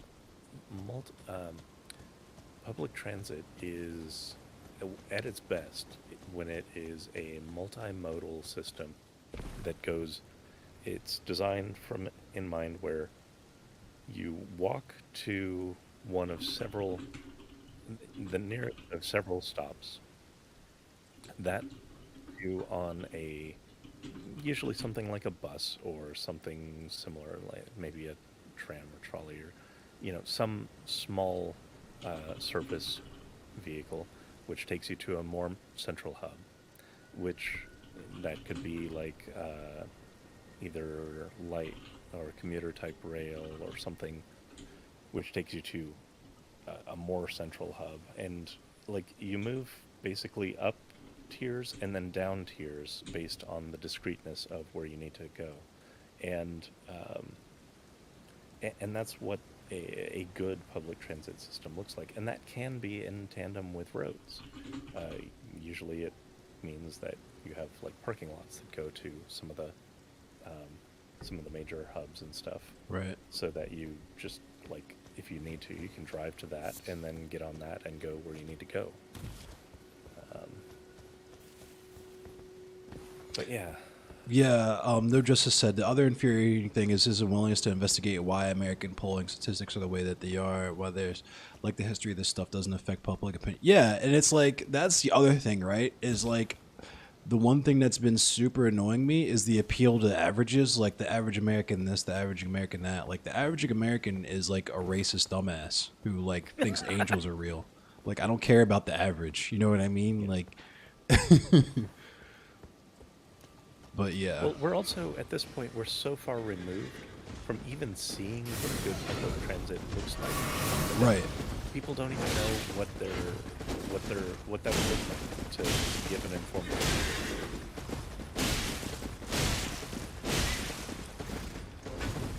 Like we're a generation that has grown up without. Like there's a couple of things that are okay, but. Yeah, I grew up in a town called Relay, which is like one of the birthplaces of locomotion in the United States. It was called Relay because it was, you know, the first trains were drawn by horse, and you had to switch the horses out. Oh my fucking god! Sorry. Yeah.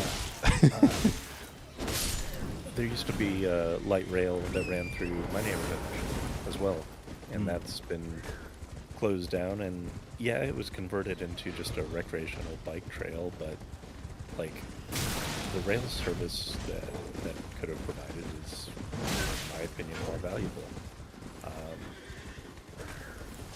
And they just did that because, you know, it had been basically suppressed into obscurity. Oh no! Sorry.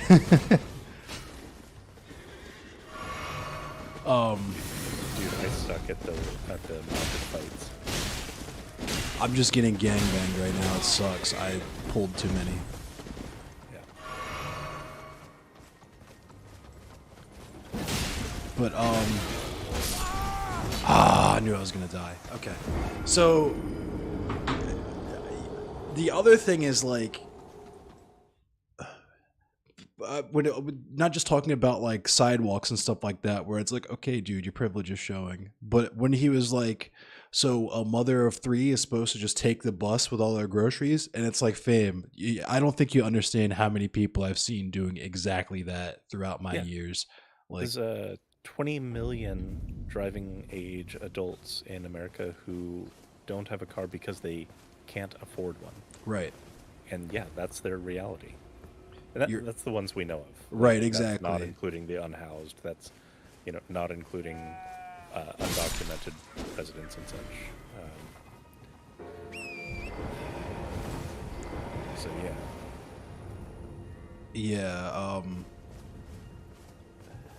so the goal is just to make that actually viable, because like the reason why you're saying that that is absurd is because the car companies decided to make it that way to push people to buy more cars. Mm-hmm. Mm-hmm. I'm being a bad streamer. I'm not reading chat. Hold on. You wanted to steer things more towards material interests. Yeah, true. Frackle is... All right, is Frackle quiet on... You can't hear Frackle? Let me turn Frackle up. Let me turn... Hang on. Oh, you're at max volume. Maybe I should just crank... Alright, and then... I'll just turn the game volume down on PlayStation. That works.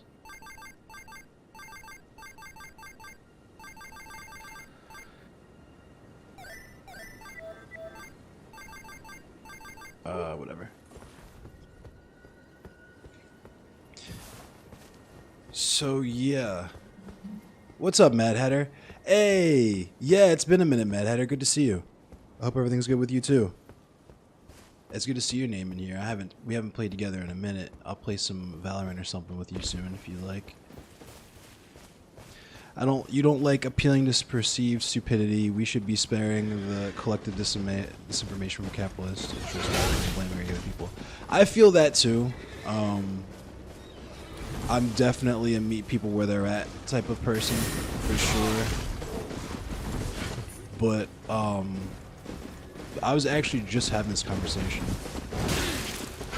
I feel like it's more useful to appeal to people who are already on the right, or excuse me, already on the left, than it is to appeal to propagandize people like that. Yeah. The people super far on the right, just because they're like emotionally invested in being wrong, and it just turns into. Yeah, there's it's something else that I didn't really get to go off on too deep. I mentioned it in the very intro, but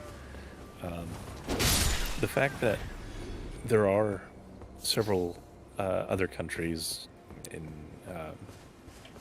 and this is especially true of African nations, who can't compete in the global market with their own natural resources because of the sheer number of subsidies that countries like the US, the That's UK, true and as China well. are pumping in. So, like, they're literally sitting on these natural resources that are only valuable to our corporations because of how sunken we keep the costs. And it's a gross like system of exploitation. Right. Like the only way they're able to tap into them is by partnering with like US based corporations and stuff. It's fucking disgusting. Well, that's the other it's frustrating rampant. thing too, is like people have become so entitled to that lifestyle that like a lot of time when they hear green energy, they just immediately think austerity, and it's like you were saying, like, fam, is 2-day delivery actually sustainable? Like, is that Oh something? yeah, that point by car was amazing. Yeah. When he went there. Yeah. Yeah. Because I had that talk about like sustainable agriculture, where it's like I kind of don't think, you know, I'm okay. I would definitely live with not having strawberries in my grocery store year round. And just like what Carr was saying, like, you got to assess whether it's something you would die without, because it's definitely going to kill you if you keep it. Yeah, exactly. Here is it. I have watched FD. I'm a huge FD Signifier fan, actually. I've consumed pretty much all of his content and hailed all of it. Yep. Yeah, but that was an amazingly good point by Carr. And I don't like. It's frustrating that. I mean, yeah, convincing a conservative is not at all possible, but it's frustrating that they don't even engage with those points. Really, it's Right. just there's like, but my freedom to drive my car that I am able to afford because I'm, middle class white guy. It's Exactly. like, fuck you. Right. And I checked Catfish. I feel you 1000% on that take, because that's my exact feel. I feel very weird about. It feels savory to be like, I'm gonna educate the poor dumb masses. Like that goes directly against my beliefs, where I believe that you should lead by example, and if the things are explained to people properly and they are in a comfortable position where they don't have to worry about where their food is coming from or anything like that, then they will make informed and good decisions. And yeah. Yeah, and there was also a like just little farmers stall where local growers used to sell shit here, and that was forced to close as well. Oh, sheesh. And Yeah. The Walmartization of everything. Yeah, the Amazoning of everything. Yeah.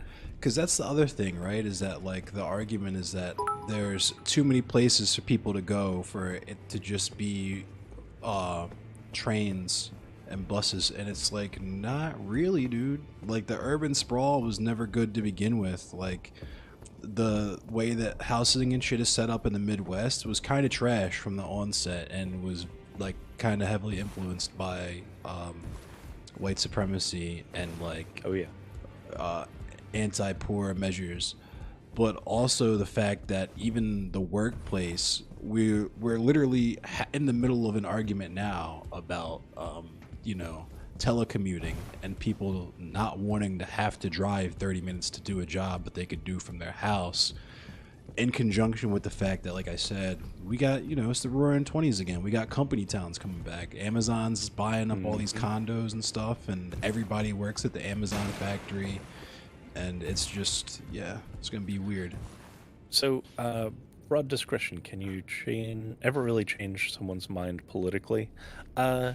Someone who's already invested in their ideas, it's very difficult to. Yeah. However, the majority of the electorate, and certainly in the United States, are generally kind of apolitical. They don't have that firm of an opinion on things because they don't have the time or means to really get politically educated. This is true. And the typical voter actually can be swayed towards a more firm position just through discussion. Absolutely. Because as they get new information, they can inform them. They can Right. be better informed.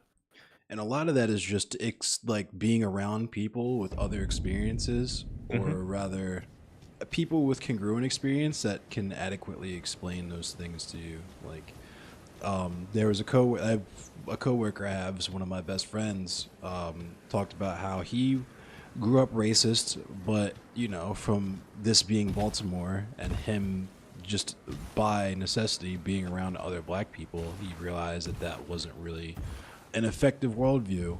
And the same thing kind of happened with me, where he's super anti-communist, anti-union, all that. And I was like, okay, so then what would your ideal setup be? And he was like, I'd love to have just a building where everybody contributes, everybody works, nobody ever has to worry about getting put out or anything, and we all make our own food and stuff. And I'm like, friend, you're literally describing a commune. But it's like, what you think of when you hear communist is like, you've been trained to think that it's immediately just like Stalin vibes, like everything bad is communism and everything good is capitalism. Right. Yeah, it's easy. I feel like it's way easier and more effective to, oh my god, this thing is about to eat my booty. Yep. Absolutely. It's more effective to radicalize. It's easier to radicalize than it is to try to. Because I think I was talking about this with Bink Friday night. It was like you have to offer people something, right? So when you're talking to liberals, they already low key want the same thing that you want. You just have to convince them that the way that they're going about getting it is ineffective.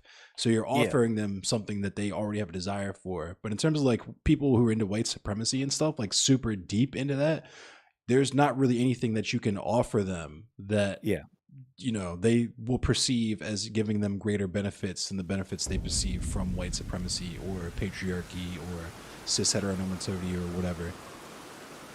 Yeah, it's a question of where someone's like core values, which generally are agnostic to like policy positions. Right. If someone has core values, believing in fairness and humanity, you can make you can get them pretty radicalized. Oh, absolutely, yeah. But some people are just on the quote unquote social Darwinism vibes, and I'm an abolitionist, so I hate to say it, certain people are unreachable, but at the very least for me, it doesn't seem like a good use of my time. So, yeah. I want my runes, but I also don't want to get Dino Crisis again. So I think we need more education around politics at all levels, schools to adults, and make spaces like... Yeah, so part of that is by design, and Endless and I have talked about this a fair bit, that, like, capitalism does not benefit from a politically informed or active population. Facts. And keeping everyone stuck in a situation where they're working all of their hours and then exhausted for the rest of them makes sure that the general population is generally uninformed and unengaged, because they don't have time, they don't have the resources, they don't have money for doing so. Yeah. I agree, though, and I firmly believe in, like, normalizing just having political discussions with people, friends and family and stuff, because one of the worst things, I think, to certainly American politics, I don't know about abroad, but is the idea that we just shouldn't talk about things and should just, like, keep the peace by staying silent. Yeah. It basically is ensuring that bad ideation is able to spread. Pretty much.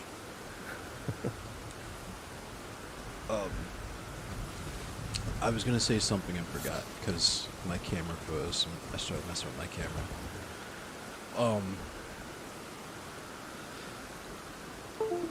Yes, Shintai. This was me too. Like, I was kind of in my own bubble on Twitch, and I had no clue that, like, there was actually other true leftists and revolutionaries and such in the sphere.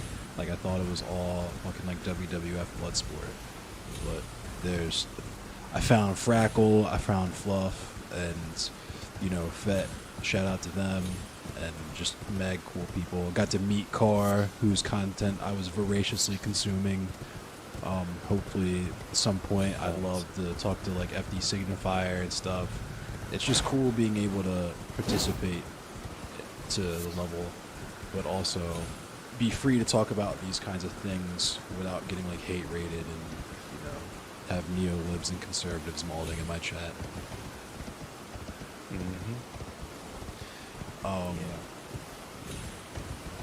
I feel like, because I'm also not the, like, read theory nerds, like, kind of whack to me. It's useful, and I would tell people who are already invested to read theory, but I feel like what ends up happening is, which is what happens with a lot of people, is what happened to me, so I could definitely speak for myself here, is that when you don't have historical context or, like, real world context for a lot of stuff, like, people to talk to or observe in those particular movements that speak on those things, it's very easy to get misguided in them, and, like, you know, a little knowledge is dangerous. So it's more useful, I think, to read theory after you already have, like, a certain level of consciousness about your social conditions and so on and so forth. Yeah, I would agree with that. I read a lot of stuff and I research a lot of stuff, but I actually don't read much theory, I'll admit. Yeah, me neither, honestly. Like, I don't know. I've read a little bit, but it's... So part of it to me is, and it's why I don't call myself an anarchist, but, like, I incorporate different lenses to analyze things. Like, I use the heck out of the anarchist lens to scrutinize hierarchy, and I find it a very useful tool for that. I feel it. But I don't know, like, I don't know quite what, like, an ideal, fully realized endpoint would be.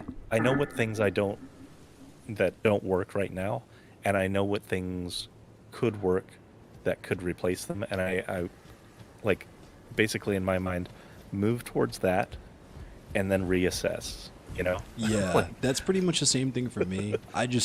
There is a legacy in Black Anarchy, or a legacy in Black Anarchy that I admire greatly and connect with deeply. So that's kind of why I throw that out there. But I'm more or less the same. Like, I had this conversation with Joe Lewis in one of the panels that we had where, like, I'm much more interested. It's more meaningful to me to talk about, like, policy, not just in terms of, like, federal government or state level government or anything like that, but just, like, what's the problem and how do we fix it?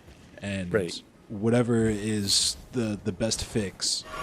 Whatever the mechanism is. Yeah. Right. That's what I'm with. And it usually seems to be like communalism or socialism, those types of things. So I guess if you had to fit me into a box, it would be like anarcho-communism, anarcho-syndicalism. But like, I kind of feel like the labels are kind of useless, especially when it comes to how we actually get things done.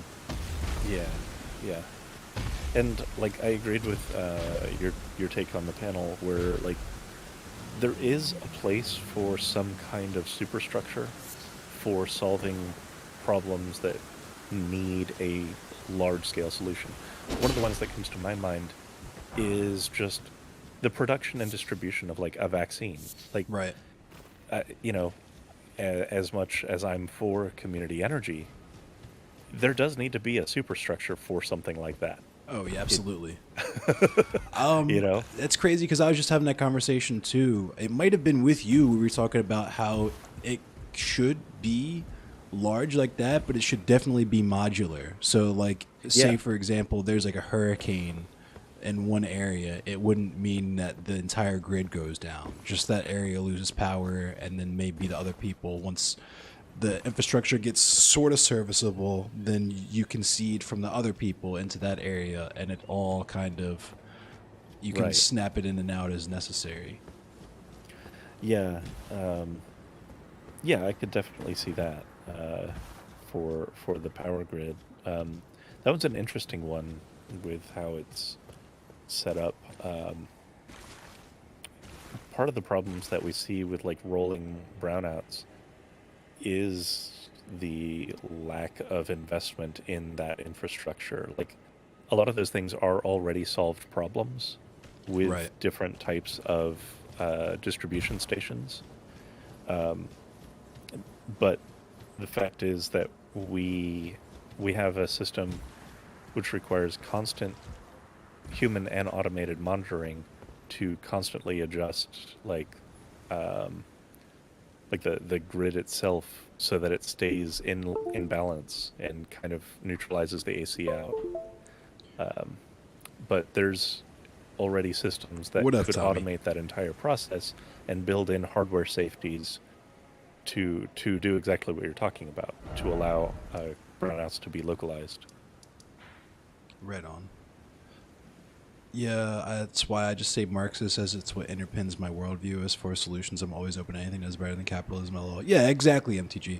And check Getfish. That's exactly why I'm on the Black Anarchist vibes too, is because like even Marx himself noted that like his examples of what he was looking to for what his more or less ideal like structure would be came from Africa, like with the communalism that they had in Africa. So that's why for me, I also don't really stress like reading Marxism, Leninism, or like Marxist theory or Leninist theory or like Maoist theory, just because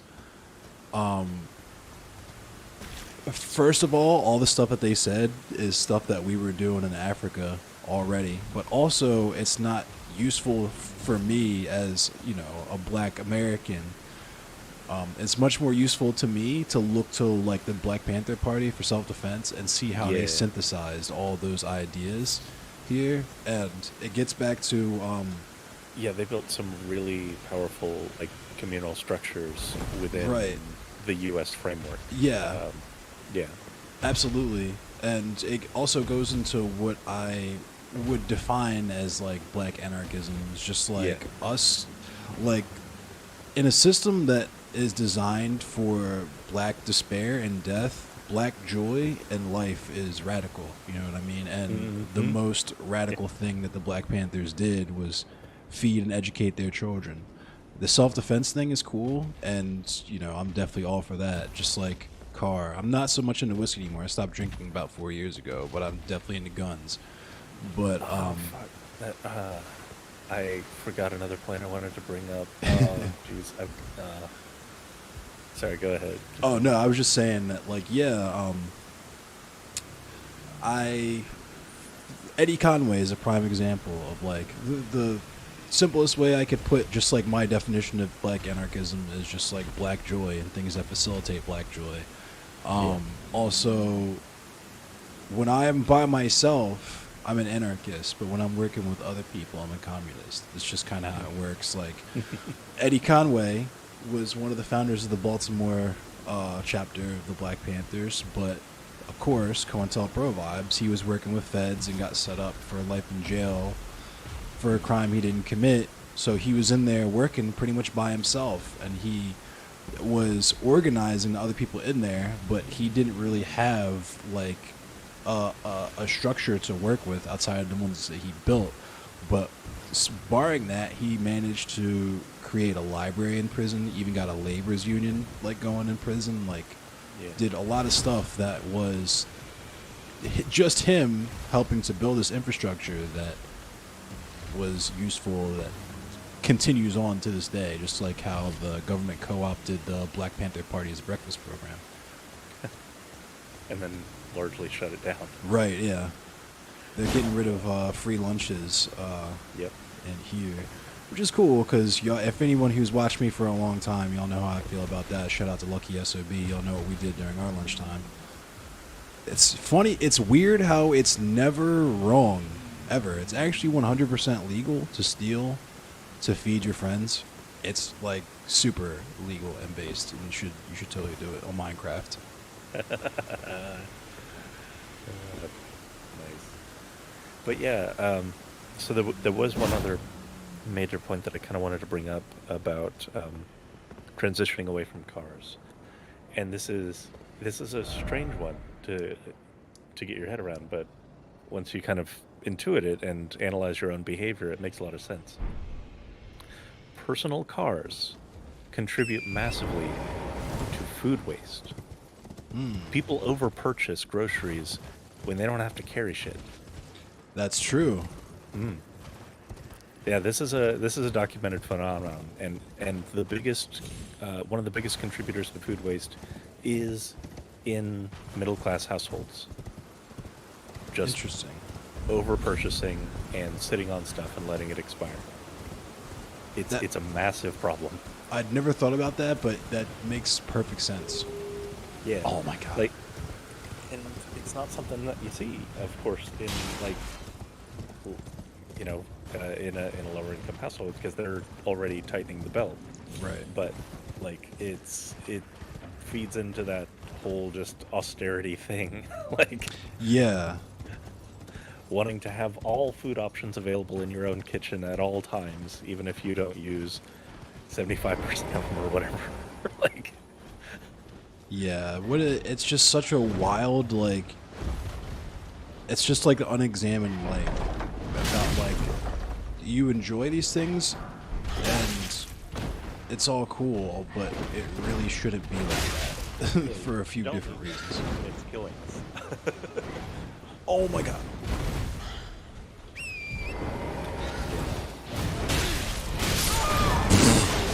Oh.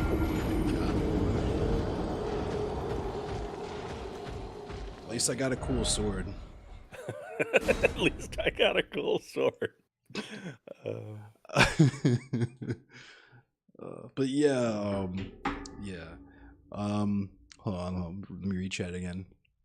You first started asking questions, you were sent a Google Doc with like branching arrows from a million different political groups. I was like, okay, where do I go from here?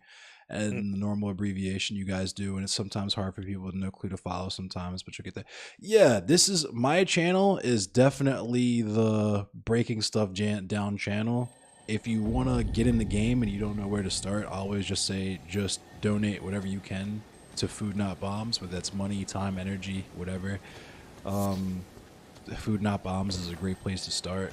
And, you know, from consuming, if you're already like a FD Signifier fan or a me fan, or you follow types of people like me, you'll get all of the same information, all the same stuff that you would get from Theory and all those abbreviation organizations people just send you Google Docs lists to.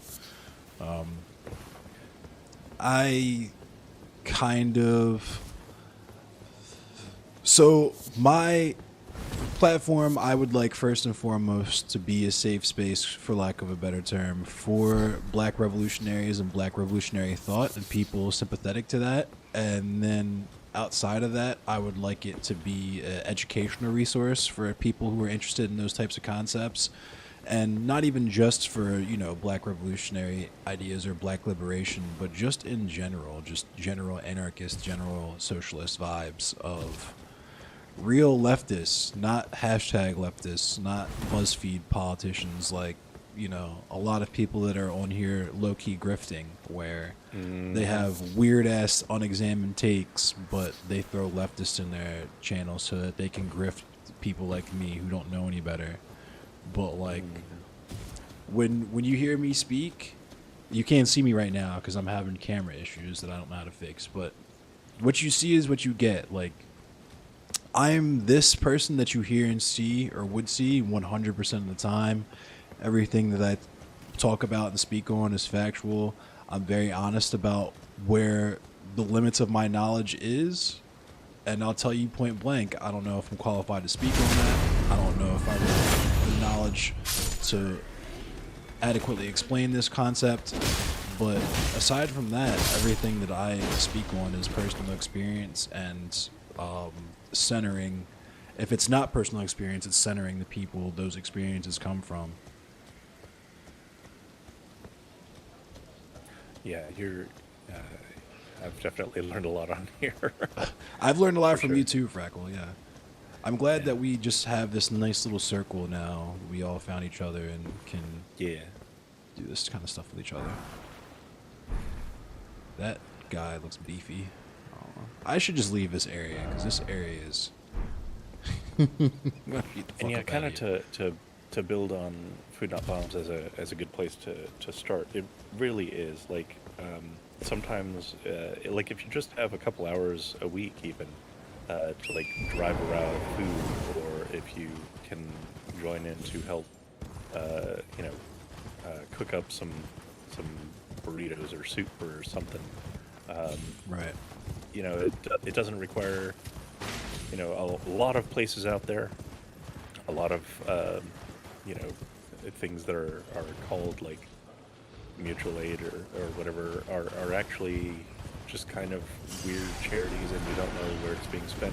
You know, like with Food Not Bombs, you're literally putting food into people's hands that need it. And, right. And very often they also become part of that distribution of like with Orlando Food Not Bombs, there's like a work crew that is part of my route,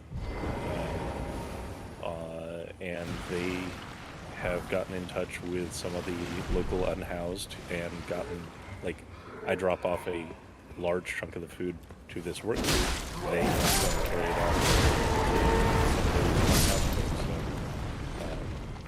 so that's in addition to some of the food banks that get them in touch. So yeah, it's a great place to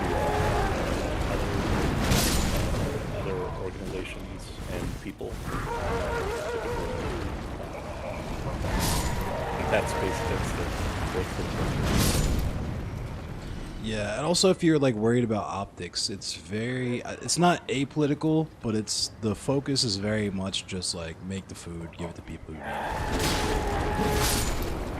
Yeah. Absolutely. You'll, of course, because it is what it is, you'll meet some really based people that have some really based things to say and stuff in there, but yep. Let me read chat, because I think I might end it here in a sec, because my viewers dwindling. I don't know how to get my camera working, and I want to raid someone. Fair enough. I have to fix my 3D printer too. So, Yeah. Ozone, thank you for coming and hanging out. Shintai, thanks for coming and hanging out. Thanks for coming. Tommy Tricks, Checked Catfish, everyone, Nick, Bodo on YouTube. I appreciate all you guys. Let me see. Looks who like can Fade is raid? live. Is Fade live? Yeah, we're gonna raid Fade. Bet. Thank you. Thanks for letting me hang out. Of course, I always love talking to you, Frackle. Catch you later. I'll see you, bro.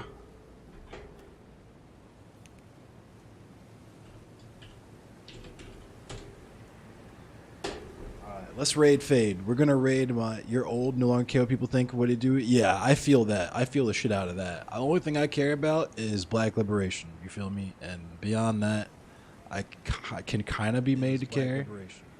Whoops. Of course, Shintai. I wish you guys could see me. I wish my camera was working, but I will be live tomorrow with Bink Princess talking about some more criticizing the black woman in luxury. Some of the takes that are in that.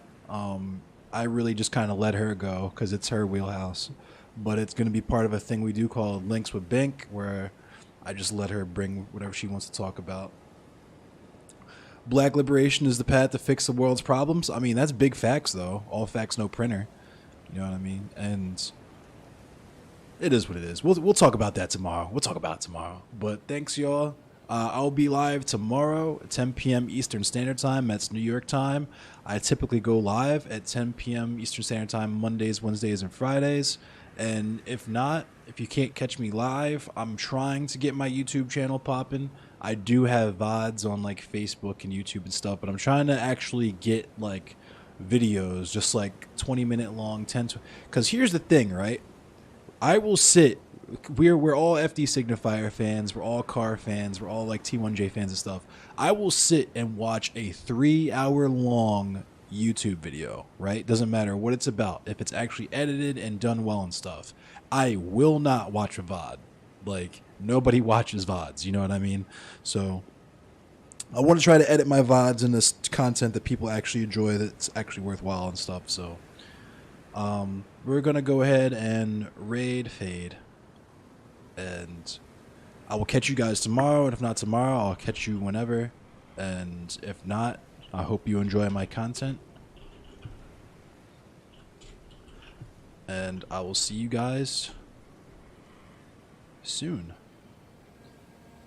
Stick around for my best friend, my comrade, my co-worker Fade. He whips the